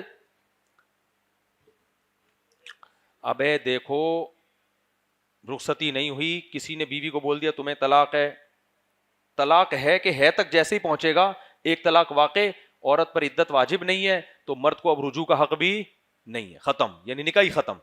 جب دوبارہ بولے گا تمہیں طلاق ہے، ہوائی فائر ہو گئی، تو یہ ایک ہی طلاق کہلائے گی. لہذا یہ دونوں جب چاہیں دوبارہ نکاح کر سکتے ہیں، کیونکہ 3 طلاقیں واقع نہیں ہوئی اگرچہ اس نے 3 دی ہوں. سمجھ رہے ہو کہ نہیں سمجھ رہے؟ لیکن آئندہ زندگی بھر 2 طلاقوں کا حق رہے گا اس کے پاس. لیکن اگر خوب سمجھ لو، رخصتی سے پہلے مرد نے یوں کہا تمہیں 3 طلاقیں ایک کلمے میں دے دی، اب تینوں واقع ہو جائیں گی، کیونکہ اس نے ترتیب سے نہیں دی ہیں. ترتیب سے دیتا نا تو پہلی طلاق واقع ہوتی، نکاح ختم ہو جاتا، دوسری جب جملہ کہتا تو وہ بیوی ہے ہی نہیں اس کی، عدت بھی ختم ہو گئی تو کچھ بھی نہیں ہوتا. لیکن اگر یوں کہا تمہیں 3 طلاقیں، ترتیب سے نہیں دی ہیں، ایک کلمے میں دی ہیں، تو یہ ٹھا کر کے تینوں طلاقیں اس پر لگ جائیں گی. اب دوبارہ اس سے اس کا نکاح نہیں ہو سکتا. سمجھتے ہو کہ نہیں سمجھتے؟ ہمارے اہل حدیث بھائیوں کو نا یہیں سے گڑبڑ ہوئی ہے. عبداللہ بن عباس کا جو قول ہے نا حضرت اکرمہ کا، ان کے شاگرد کا، کہ ایک کلمے کی 3 طلاق 3 ہوتی ہے اور 3 جملوں کی ایک ہوتی ہے، وہ رخصتی سے پہلے سے متعلق ہے. تو انہوں نے کنفیوژن کر کے نا اس میں ایک مجلس اور الگ الگ مجلس پر محمول کیا اس کو. میری کتاب ہے 3 طلاق پر، اس میں نے ڈیٹیل لکھی ہے اس کی. خیر، تو یہ خوب اچھی طرح سے مسئلہ سمجھ لو. آج بہت سے لوگ آ رہے ہوتے ہیں کہ ہم نے رخصتی پہلے طلاق دے دی ہے، تو پھر علماء پوچھتے ہیں 3 جملوں میں دی ہے یہ ایک کلمے میں دی ہے؟ تو اگر 3 جملوں میں دی ہے تو بھائی ایک ہوئی ہے، ایک ہی دفعہ میں تینوں دے دی ہیں، نہیں یوں کہہ دیا تمہیں 3 طلاق ہیں تو پھر تینوں واقع ہو جائیں گی. لیکن رخصتی ہونے کے بعد کسی بھی طرح سے دو گے، 3 دو گے تو باہر صورت میں 3 ہی ہوں گی. یہ کتنے نمبر ہو گئے بھائی؟ 6 نمبر ہو گئے. اب جلدی 7واں، بس 5-10 منٹ اور لوں گا میں جلدی سے، تاکہ یہ پورا ہمارا جو ہے نا آج کا سارا سیشن کوئی علمی ٹائپ کا سیشن ہے.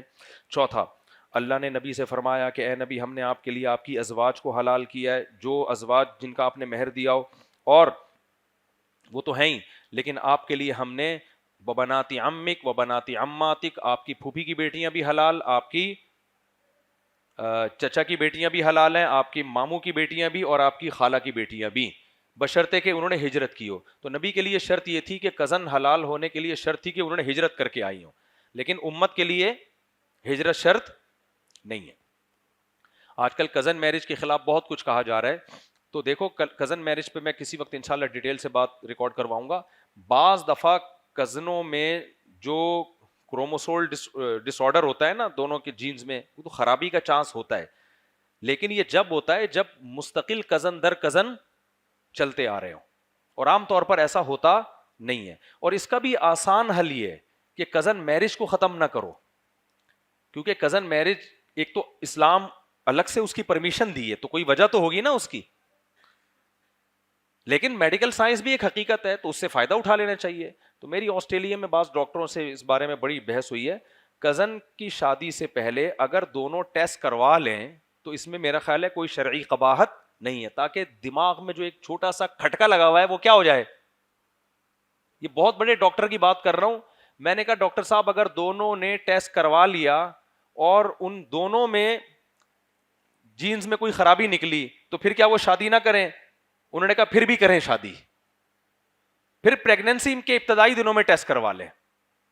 ابتدائی دنوں میں اگر بچہ میں کوئی معذوری کا چانس شروع میں آ جائے تو حمل ضائع کروایا جا سکتا. بلا وجہ 1 سیکنڈ کا حمل بھی ضائع کرنا حرام ہے، خوب سمجھ لو. نہیں آئی میرا خیال ہے بات؟ جب حمل ٹھہر جائے نا اسے آپ گولی کھا کے ضائع نہیں کر سکتے، کیونکہ اللہ نے اس کی سلیکشن کی ہے. لیکن اگر اس میں کوئی گڑبڑ ہے تو پھر 4 مہینے سے پہلے ایسی ضرورت کے موقع پہ حمل ضائع کروایا جا سکتا ہے، کیونکہ حدیث کے مطابق پراپر جان اس میں جو ایک خاص نوعیت کا شعور ہے وہ 4 مہینے سے پہلے نہیں پڑتا. تو کزن میرج کو جو ہے کہ حوصلہ شکنی کی ضرورت نہیں ہے. ہماری سوسائٹی میں ہمیشہ سے کزن میرجیں شادیاں ہوتی بھی آ رہی ہیں. کزن کی شادی میں طلاق کا امکان کم ہوتا ہے، اس کو دیکھا بھالا زیادہ ہوتا ہے. تو یہ ہے کہ بہتر ہے. ویسے تو یہ تو 2-3 پشتوں تک چلتا ہے تو اس میں خرابی کا خطرہ ہوتا ہے، لیکن اگر کوئی احتیاطاً ٹیسٹ کروا لے تو میرا خیال ہے اس میں کوئی حرج نہیں ہے. اور ٹیسٹ کروانے کے بعد پتہ ہے کیا ہوگا؟ شادی سے نہ رکیں.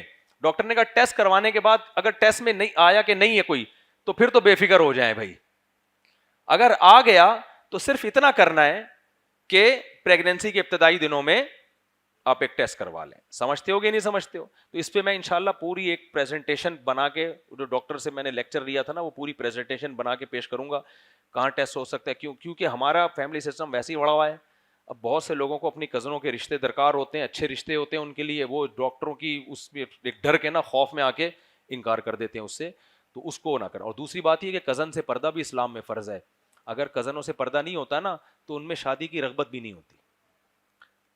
کزن سے پردہ فرض ہے. اس کا فائدہ کیا ہوتا ہے کہ وہ اجنبی کی طرح لگتا ہے، پھر بڑے ہو کر اس سے نکاح کرنا آسان، اس میں رغبت ہوتی ہے. آج کل کزنوں کو بالکل سگے بھائیوں کی طرح سمجھ لیا گیا ہے.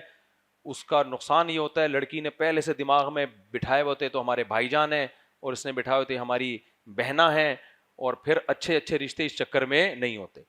آپ اگر محلے کی ساری انٹیوں کو اپنی بہن بنا لو گے تو رشتے تو بڑھ گئے نا آپ کے لیے.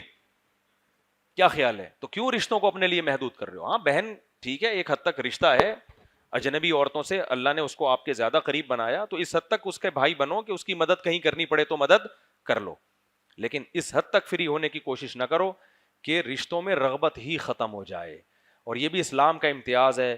غیر مسلموں میں عام طور پر کزن میرج نہیں ہوتی، ناجائز سمجھا جاتا ہے. عیسائیت میں کزن سے رشتے کو ناجائز، یہودیت میں کزن سے رشتے کو، جملہ مکمل کرو نا، ناجائز سمجھ. ہندوؤں میں کزن سے رشتے کو ناجائز. اسلام نے اس کو، کیونکہ اسلام نکاح کے بارے میں دوسروں سے زیادہ وسعتیں دیتا ہے. کتنے آرڈر ہو گئے؟ 7. اب 8واں جلدی سے بس. اچھا میرے بھائی جلی علی میرے بھائی رشیاؤں. ایک اور حکم اللہ نے بتایا. نبی صلی اللہ علیہ وسلم کے بارے میں صحابہ کو حکم دیا کہ جب نبی کے گھر میں جاؤ تو اجازت لے کے جاؤ، اور کھانے کی جب دعوت پہ بلایا جائے تو کھانا کھا کے چلے جاؤ. کیونکہ بعض دفعہ اس سے نبی کو تکلیف ہوتی ہے. تو علماء نے لکھا ہے یہ ہر ایک کا یہی حکم ہے. کسی نے بھی آپ کو دعوت پہ بلایا, آپ نے کھانا کھایا, اب پتلی گلی سے بولو نکل جاؤ, دھرنا مار کے بیٹھے مت رہو, کیونکہ بعض دفعہ میزبان بڑا عزت دار ہوتا ہے, اسے آپ کو یہ کہنا کہ دفعہ یعنی تشریف لے جائیں, یہ کہنا اس کے لیے منہ سے مشکل ہوتا ہے. وہ شرم اور مروت میں بیٹھا ہوتا ہے کہ پتہ نہیں کب دفعہ ہوں گے یہ. تو آپ کو میزبان کا خود خیال کرنا ہے کہیں بھی ہو. تبھی ہمارے حضرت فرمایا کرتے تھے کہ جب کوئی مجھ سے ملنے کی کوشش کرتا ہے تو میں کہتا ہوں میں خود ہی آپ سے ملنے کے لیے آ جاؤں گا. حضرت فرماتے ہیں میں اس لیے ملتا ہوں کہ اپنی مرضی سے جب چاہوں گا اٹھ کے آ جاؤں گا, اور میں اگر وہ آیا تو اپنی مرضی سے جائے گا, پتہ نہیں کتنی دیر بیٹھا رہے, ہم تو ہٹا ہی نہیں سکتے اس کو. تو یہ بھی ایک طریقہ ہوتا ہے. بالکل اگر کسی کو پکا پکا بھگانے کا ارادہ ہے نا تو چائے پوچھ لیں, اور بھائی چائے پیئیں گے آپ, وہ کہیں ارے نہیں بس ہم چلتے ہیں. عام طور پر ایسا ہوتا ہے, لیکن بعض دفعہ الٹا بھی ہو جاتا ہے. ایسے ہی آپ نے پوچھ لیا بھائی چائے پیئیں گے, آپ کا خیال تو کہے گا نہیں بس میں چلتا ہوں, وہ کہے گا ہاں پیوں گا, چلو اب 1 گھنٹہ اور بیٹھو. تو خیر خلاصہ یہ ہے کہ جب بھی کسی کے ہاں جائیں تو اس شخص کی راحت کا خیال کریں, بوجھ نہ بنے کسی کے اوپر. یہ بھی اللہ نے حکم دیا. آگے اللہ نے فرمایا کہ وَإِذَا سَأَلْتُمُوهُنَّ مَتَاعًا فَاسْأَلُوهُنَّ مِنْ وَرَاءِ حِجَابٍ. امہات المومنین کے پاس علم تھا. نبی کی گھریلو زندگی کس کے پاس تھی؟ نبی کی ازواج کے پاس. تو اللہ کے علم میں یہ بات تھی کہ نبی کے دنیا سے جانے کے بعد پوری دنیا سے لوگ آئیں گے, سفر کریں گے, امہات المومنین سے علم حاصل کریں گے نبی کی گھریلو زندگی کے بارے میں. تو اس لیے اللہ نے حکم دیا کہ جب بھی صحابہ آپ کے پاس آئیں تو آپ نے پردے کے اندر رہ کر ان سے شرعی مسائل پر بات کرنی ہے, بے پردہ ہونے کی اجازت نہیں ہے. تو آپ اندازہ لگاؤ, ایک طرف صحابی ہیں, ایک طرف صحابیہ, وہ بھی امہات المومنین, ان کو بھی حکم دیا جا رہا ہے پردے میں ہوں. تو آج کی لبرل انٹیاں جو کہتی ہیں ایکچولی یہ تو دل کا پردہ ہوتا ہے, ایکچولی ہم تو براڈ مائنڈیڈ, اور یونیورسٹیوں میں جو بےہودگی ہو رہی ہے, لڑکیاں لڑکوں کو پڑھا رہی ہیں, لڑکے لڑکیوں کو پڑھا رہے ہیں, اس بےہودگی کی اسلام میں قطعاً اجازت نہیں ہے. سمجھتے ہو؟ اس کو پروموٹ کرنے کی کوشش نہ کیا کرو. کتنے حکام ہو گئے؟ 7 8 ہو گئے. چلو 8 ہو گئے, جلدی جلدی بس اس کو مکمل کرتے ہیں. پھر اللہ نے ایک اور حکم دیا, نبی اے نبی اپنی بیویوں سے, بیٹیوں سے اور عام مسلمان عورتوں سے کہہ دیں کہ جب بھی گھر سے باہر نکلیں یدنین علیہن من جلابیبہن, اپنے سر پہ چادر لیا کریں, پردہ کیا کریں. تو یہ بھی عورت کے لیے اللہ نے الگ سے حکم دیا. 9 حکم ہو گئے. اور یا ایھا الذین آمنوا لا تکونوا کالذین آذوا موسیٰ فبرأہ اللہ مما قالوا, اے ایمان والو ایسے نہ ہو جاؤ بنی اسرائیل کی طرح جنہوں نے موسیٰ علیہ السلام کو اذیت دی. تم اپنے نبی کو اس طرح سے اذیت مت دو. بخاری میں حدیث ہے کہ بنی اسرائیل کی نا سوچ بہت نیگیٹو تھی. جیسے میں نے بتایا نا بیان میں, آج بھی آپ کچھ بھی کر رہے ہو تو جو نفرت کرتا ہے وہ آپ کے ہر اچھے کام میں بھی کیڑے نکال رہا ہوتا ہے. تو بنی اسرائیل حضرت موسیٰ علیہ السلام میں حیا بہت تھی. وہ حیا کی وجہ سے دور جا کے نہایا کرتے تھے, لوگوں کے سامنے نہیں نہاتے تھے. اب کہنا تو ہی چاہیے تھا بنی اسرائیل کو ماشاءاللہ کتنے حیا ہے, دیکھو پیغمبر ہیں تو دور جا کے نہاتے ہیں. انہیں فسادی لوگوں نے یہ کہنا شروع کر دیا اصل میں ان کو اسکن پہ کوئی بیماری ہے برس کی, یہ اپنے داغ ہم سے چھپاتے ہیں. تو اب موسیٰ علیہ السلام تو یہ الزام دور کرنے کے لیے لوگوں کے سامنے نہا نہیں سکتے تھے. صحیح ہے نا؟ تو اللہ نے کیا کیا کہ اللہ نے حضرت موسیٰ سے اس الزام کو دور کرنے کی ایک تدبیر کی. صحیح بخاری کی حدیث ہے, حضرت موسیٰ دور جا کے نہا رہے تھے تو ظاہر ہے کوئی لنگوٹ وغیرہ تو پہنا ہوا ہوگا, تو حضرت موسیٰ نے اپنے کپڑے اتار کے پتھر پہ رکھے. صحیح بخاری میں آتا ہے پتھر کپڑے لے کے بھاگ گیا. اب حضرت موسیٰ نہا کے نکلے, پتھر مارکیٹ سے شارٹ, کپڑے بھی مارکیٹ سے شارٹ. تو حضرت موسیٰ نے جو بھی ایک لنگوٹ وغیرہ تو ہوتا ہے وہ تو ظاہر ہے لوگ پہنتے ہی تھے, تو حضرت اب اوپر کا جسم پورا کیا ہے, کھولا ہوا ہے. تو حضرت موسیٰ میں حیا اتنی تھی کہ قمیض بھی اتارتے ہوئے ان کو حیا آتی تھی.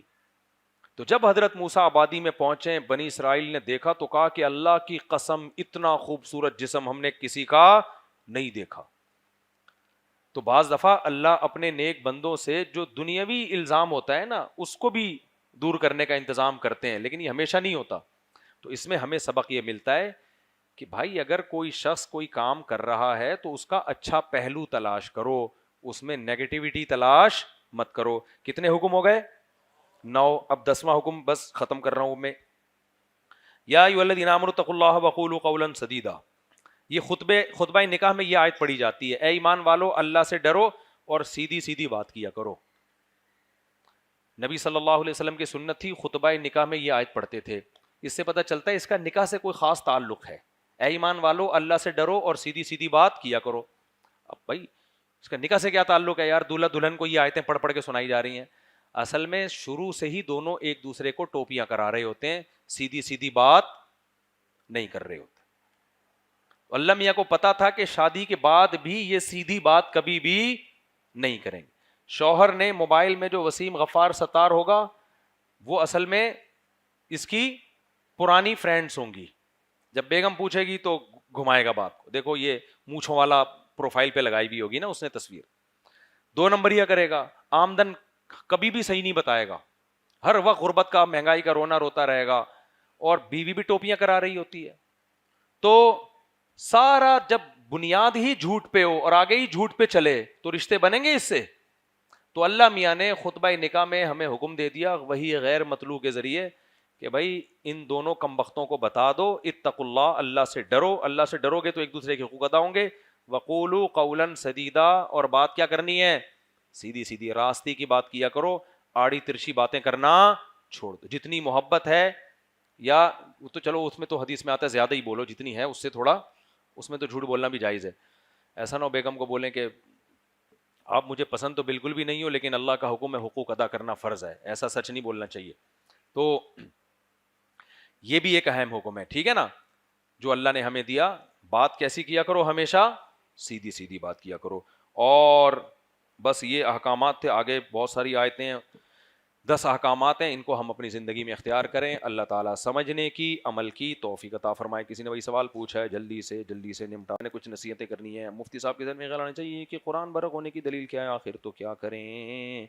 عام طور سے ذہنی میں جو آمد ہے قرآن جیسے کوئی دوسری کتابیں ہیں لیکن اب تک نظر نہیں آئی. دیکھ لو قرآن اور دیگر اسلام پر کیسے ایمان لائے گوبرنا اور دل میں. بھائی یہ تو بہت لمبا پورا بیان، میرے اس پہ 20 دفعہ بیان ہو چکے ہیں، 20 دفعہ بیان ہو چکے ہیں. غریب لوگ ہیں، میاں کی کمائی نہیں دل کا، غریب لوگ. اچھا بھائی یہ تو زکوٰۃ کا حکم.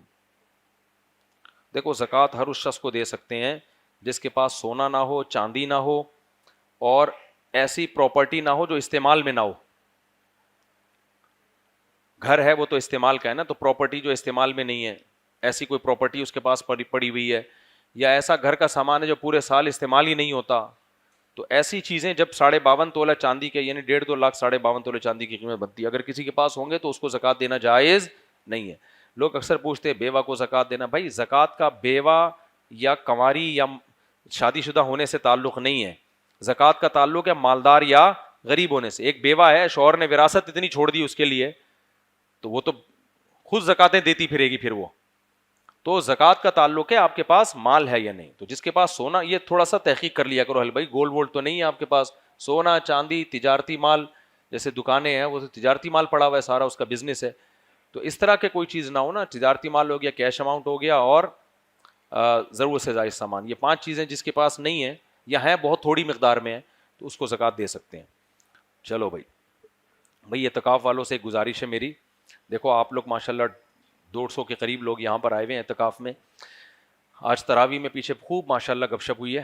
آپ نے بہت، جو بھی آپ کے پورے سال، پچھلے سال آپ لوگ آئے تھے تو جو باتیں رہ گئی تھیں الحمدللہ آپ نے تراویح کے دوران کافی حد تک تو الحمدللہ نمٹا لی ہوں گی، ٹھیک ہے نا. اور نیند بھی بہت سے لوگوں کی پوری نہیں ہوئی ہوگی، تو اب وہ امید ہے کہ تراویح کے دوران انشاءاللہ وہ نیند بھی پوری کریں گے.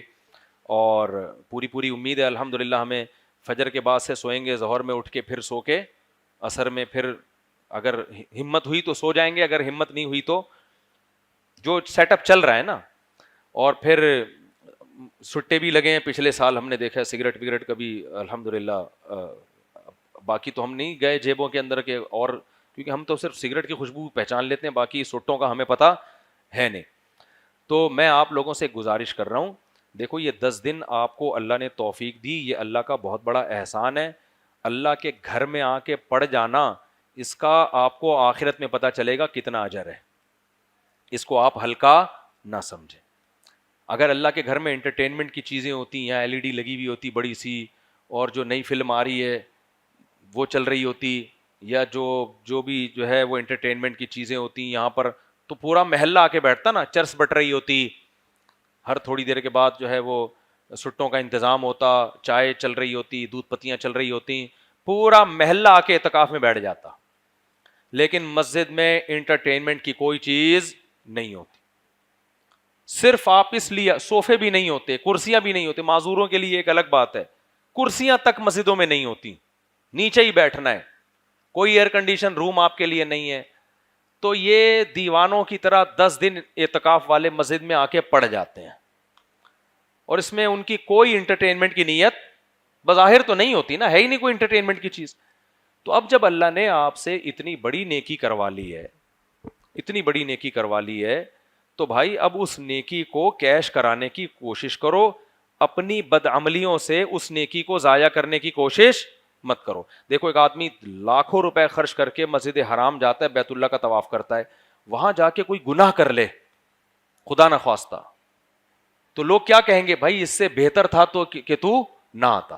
کیونکہ مسجد حرام میں ایک نیکی کا ثواب جیسے 1,00,000 ملتا ہے نا, ایک گناہ کا ثواب بھی 1,00,000 گنا بڑھ جاتا ہے. جو مقدس جگہیں ہوتی ہیں ان میں نیکی کا ثواب جیسے بڑھتا ہے, گناہ کا عذاب بھی کیا ہوتا ہے, بڑھتا ہے. تو قرآن میں اللہ نے مسجدوں کے احترام کا حکم دیا ہے, تو آپ لوگوں نے سب سے پہلا کام یہ کرنا ہے, کچھ ہو یا نہ ہو مسجد کی بے اکرامی نہیں ہونے دینی, ورنہ لینے کے دینے پڑ جائیں گے. یہ اعتکاف قیامت کے دن وبال جان بن جائے گا. اللہ کہے گا تو نہ آتا میرے گھر میں, بہت سے لوگ نہیں آئے, تو بھی نہیں آتا تو کیا ہو جاتا, آنے کے بعد تو نے مسجد کی توہین کیوں کی ہے. اس لیے بھائی سگریٹ چھوڑ دیں, پینا بھی ہونا تو پھر وہ طریقہ جو ہیلا بتایا جاتا ہے کہ مسجد سے جب واش روم کے لیے جا رہے ہیں تو راستے میں, اب ایسا نہ ہو آدھا کلپ میرا چلائیں جس سے لوگوں کو میں یہ بتا رہا ہوں کہ اس طرح سے پیئیں, لوگ کہیں مفتی صاحب سگریٹ پینے کے طریقے بتا رہے ہیں, تو مجبوری ہے تو پھر راستے میں پی لیں چلتے ہوئے, اور واش روم میں بیٹھے ہوئے جتنی دیر گزر رہی ہے اس پی لیں, شاید اسی سے سگریٹ سے نفرت پیدا ہو جائے آپ کو, ٹھیک ہے نا. تو لیکن آپ نے ایسے نہیں کرنا کہ باہر کھڑے ہو کر آپ سگریٹ پی رہے ہیں, اس سے اعتکاف ٹوٹ جائے گا آپ کا. تو چلتے چلتے پی لیں, جلدی جلدی کیا, اور واش روم سے فارغ ہوئے, اور پھر واپسی پہ بھی ایک چھٹا لگا لیں, میری طرف سے کیوں کہوں, اپنی طرف سے لگائیں. صحیح ہے نا, صحیح ہے نا. تو اسی طرح کسی کو نسوار کی عادت ہے یا پان گٹکے کی عادت ہے, چھوڑ دیں یہ پان گٹکے, تو اس کا بھی یہی طریقہ ہے, اگر کھانا بھی ہے نا تو مسجد سے باہر ہو, یہ مسجد کے اندر کسی قیمت پہ جائز نہیں ہے. مسجد میں تو پیاز کی بدبو برداشت نہیں کی گئی, سگریٹ کا دھواں کیسے نبی صلی اللہ علیہ وسلم کو کیسے اس کو برداشت کر لیتے. تو ایک کام تو یہ کرنا ہے, یہ توہین میں آتا ہے مسجد کی. دوسرا کام, اگر کسی کو احتلام ہو جائے, غسل فرض ہو جائے, تو فوراً مسجد سے نکلے وہ اور غسل کرے جا کے. اس دوران اگر غسل کے لیے مسجد سے باہر اس کو انتظار کرنا پڑتا ہے تو اس کا اعتکاف نہیں ٹوٹتا. لیکن ناپاک آدمی کے لیے مسجد میں رہنا جائز نہیں, سمجھتے. اور اگر خدا نخواستہ وہ گندگی کہیں نیچے گر گئی ہے تو اس کو بھی صاف کریں, ایسے چھوڑ کے نہ چلے جائیں, پاک کریں اس جگہ کو. یہ کتنی باتیں ہو گئیں احترام میں, یعنی مسجد کے احترام سے متعلق باتیں بتا رہا ہوں نا, 2 باتیں. تیسری بات, سونے کا اسٹائل مسجد میں ایسا نہ ہو جیسے چرسی اور ہیروئنچی نالوں میں پڑے ہوئے ہوتے ہیں, ایک چت لیٹے ہوئے, ایک ٹانگ ادھر جا رہی ہے اور ایک ٹانگ ادھر جا رہی ہے, عجیب سا اسٹائل ہے. آپ چت لیٹ سکتے ہیں لیکن بولو تمیز سے. اول تو کروٹ کے بل سونا سنت ہے, کروٹ کے بل لیٹیں. چت لیٹنا بھی ہے تو تھوڑا تمیز سے بھی انسان لیٹ سکتا ہے نا. اور ویسے بھی یہاں سب کیمرے لگے ہوئے ہیں, یہ ذہن میں رکھیں, یہ سارے کیمرے, کئی سارے کیمرے آپ کو دیکھ رہے ہیں, تو باقی آپ کو سمجھدار ہیں.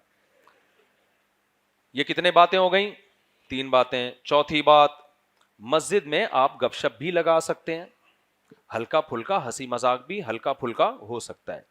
اس طرح سے مسجد میں گپ شپ لگانا یا ایسا ہا ہا ہو ہی ہنسی مذاق جیسے گندے نالے پہ یا گٹر کے ڈھکن پہ بیٹھے ہوئے نہیں ہوتے لونڈے لپاڑے, یہ والا اسٹائل مسجد میں جائز بولو نہیں. ٹانگیں کھینچ رہے ہیں اور کلابازیاں ہو رہی ہیں, ہاں ہو عجیب سے, پتہ ہی نہیں چل رہا.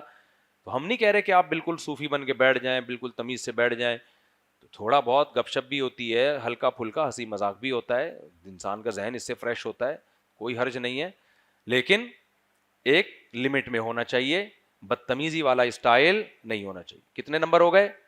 یہ سب لکھ کے لگا دیں پھر بعد میں. 5واں, تراوی آپ لوگ پڑھیں. نبی صلی اللہ علیہ وسلم نے سامہ رمضان کے ساتھ قامہ رمضان بھی کہا ہے, دن میں روزہ, رات کو قیام. اور یہ تہجد والا قیام تو پورے سال ہے, یہ الگ سے ایک قیام ہے جس کو اسلاف نے تراوی کا نام دیا. تو اس لیے جب آپ آئے ہیں تو ہمت کر کے پوری 20 رکعت تراوی پڑھیں جماعت کے ساتھ. اس میں سستی تو ہوتی ہے, لیکن بھائی عبادت تو وہی اچھی ہے جس میں دل نہ لگے, تبھی تو ثواب ملے گا. دل لگ رہا ہوتا پھر تو سارے کام لوگ کر رہے ہوتے. تو دل نہیں لگے تو اپنے نفس کو مار کے یہ کام کریں. اور اگر کوئی عذر ہے, نہیں پڑھ پا رہے, ہمت جواب دے گئی ہے, یا کوئی بیچارہ ابھی نیا نیا آیا ہے, پہلی دفعہ مسجد میں آیا ہے, اس سے 5 نمازیں نہیں پڑھی جا رہی, تو آخری درجہ یہ ہے کہ چلو آپ اگر نہیں پڑھ رہے تو کہیں پیچھے چپ کر کے تمیز سے بیٹھیں, جتھے بنا کے باتیں نہ کریں. اس کا نقصان یہ ہوتا ہے کہ جو لوگ تراویح پڑھ رہے ہوتے ہیں وہ بہت زیادہ ڈسٹرب ہوتے ہیں. مجھے کبھی ایسا ہوتا ہے نا, میں تھوڑا لیٹ ہو جاؤں تو پیچھے آ کے جب کھڑا ہوتا ہوں تو عجیب سا ماحول ہوتا ہے, آدمی تو نماز ہی نہیں پڑھی جا رہی ہوتی, پیچھے باتیں چل رہی ہیں, گپیں لگ رہی ہیں.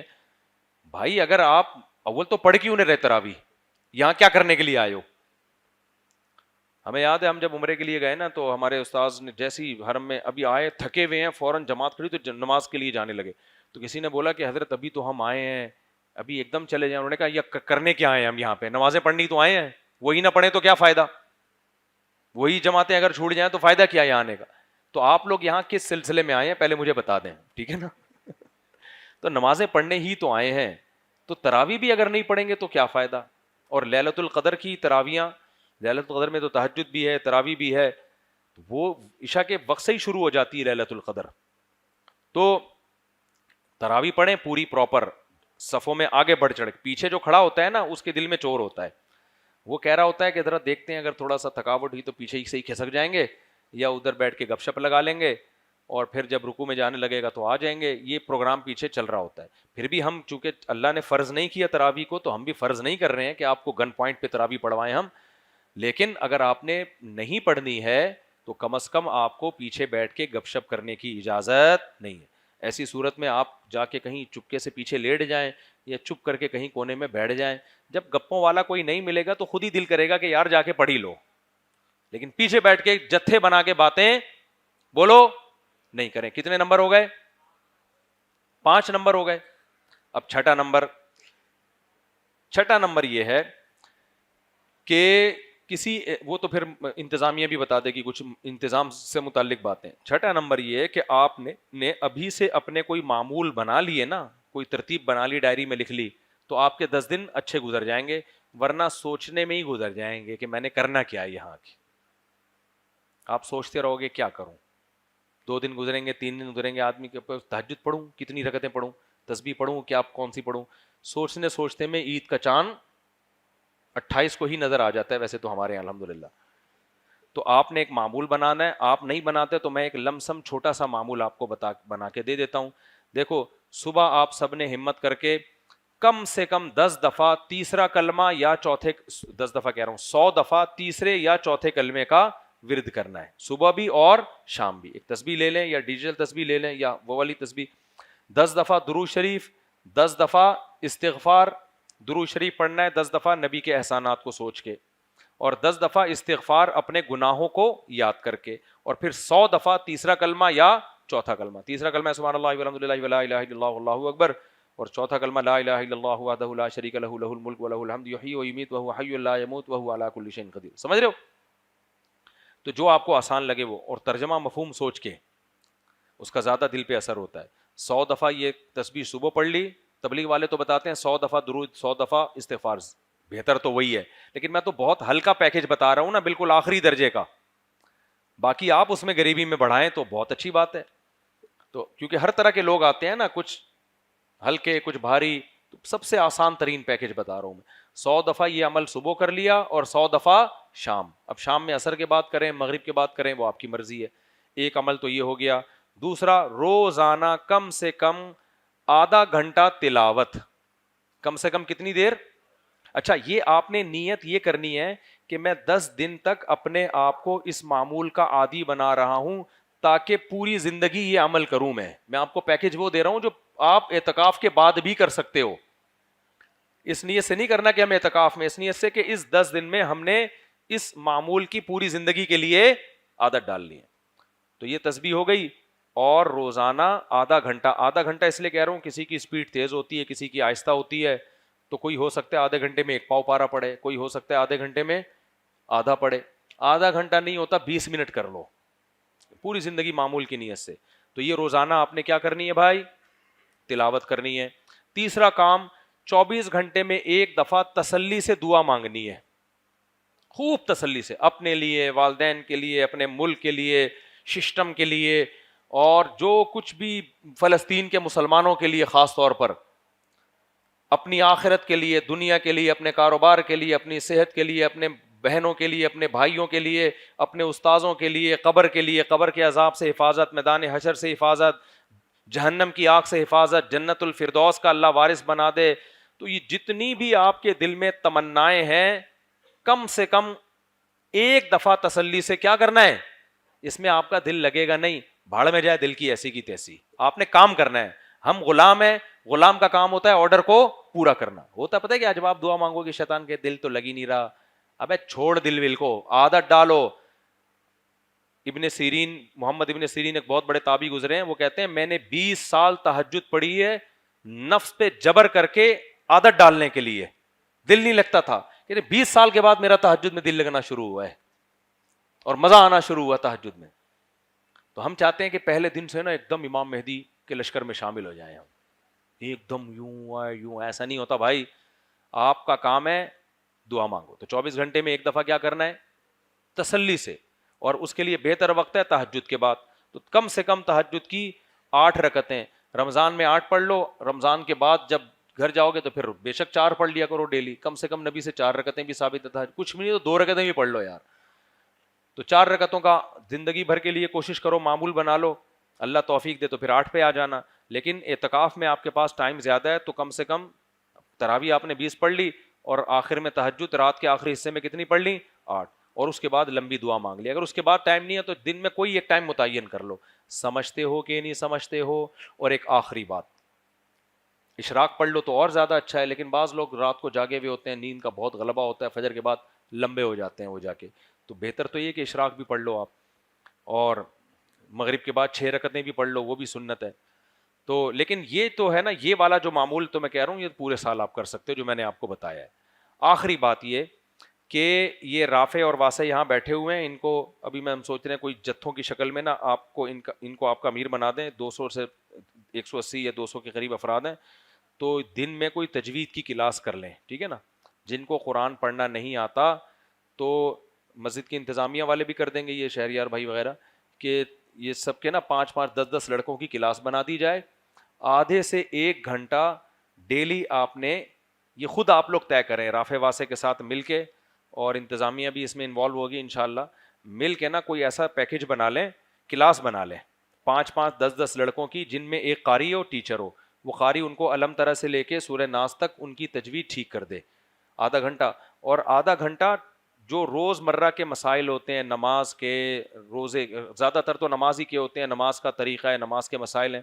تو یہ بھی چونکہ دونوں اکثر میرے ساتھ رہتے ہیں, یہ بھی بڑے فنٹر بن چکے ہیں, مسائل وسائل ان کو بھی کافی آ گئے ہیں. اور بھی اگر کوئی عالم ہو بیچ میں اعتکاف والوں میں تو ان کو بھی ٹیچر بنایا جا سکتا ہے, کبھی میں بھی چکر لگا لوں گا. تو آدھا گھنٹہ مسائل کا سیشن, سیکھیں نماز کا طریقہ, نماز ہی ٹھیک کر لیں, اور باقی کو آپ نے کون سا یہاں سے فنٹر بن کے جانا ہے. سمجھ رہے ہو کہ نہیں سمجھ رہے, چھوٹے موٹے نماز کے مسائل. تو روزانہ آدھے سے لے کے 1 گھنٹے تک کوئی کلاس کی ترتیب بنا لیں, یہ آپ دونوں کے ذمے ہے, اب یہ آپ کے ذمے ہے, ٹھیک ہے نا. کلاس کی کوئی ترتیب بنا لیں جس میں آدھا گھنٹہ تجوید کا ہوگا. پورا فنٹر نہیں بنو گے آپ کہ کوئی سبا اشرق قاری بن جاؤ اور یہاں سے جانے کے بعد اب حسن قرات کے مقابلوں میں شرکت ہو رہی ہے, ایسا نہیں ہوگا. کم از کم 2-4 غلطیاں تو ٹھیک ہو ہی جائیں گی نا, تو کچھ تو سیکھ کے جاؤ گے یہاں سے. تو یہ ترتیب بنانی ہے. سمجھتے ہو کہ نہیں سمجھتے؟ اللہ تعالیٰ سمجھنے کی عمل کی توفیق. جی ہاں بھائی, تبلیغ والوں کی تعلیم ہوتی ہے, اجتماعی عمل ہوتا ہے, اس میں بھی جڑا کریں. عید کے بعد نام لکھوائیں اپنا جانے کے لیے, جماعت میں وقت لگائیں. کتنے لوگوں کو اللہ نے ہدایت دی ہے.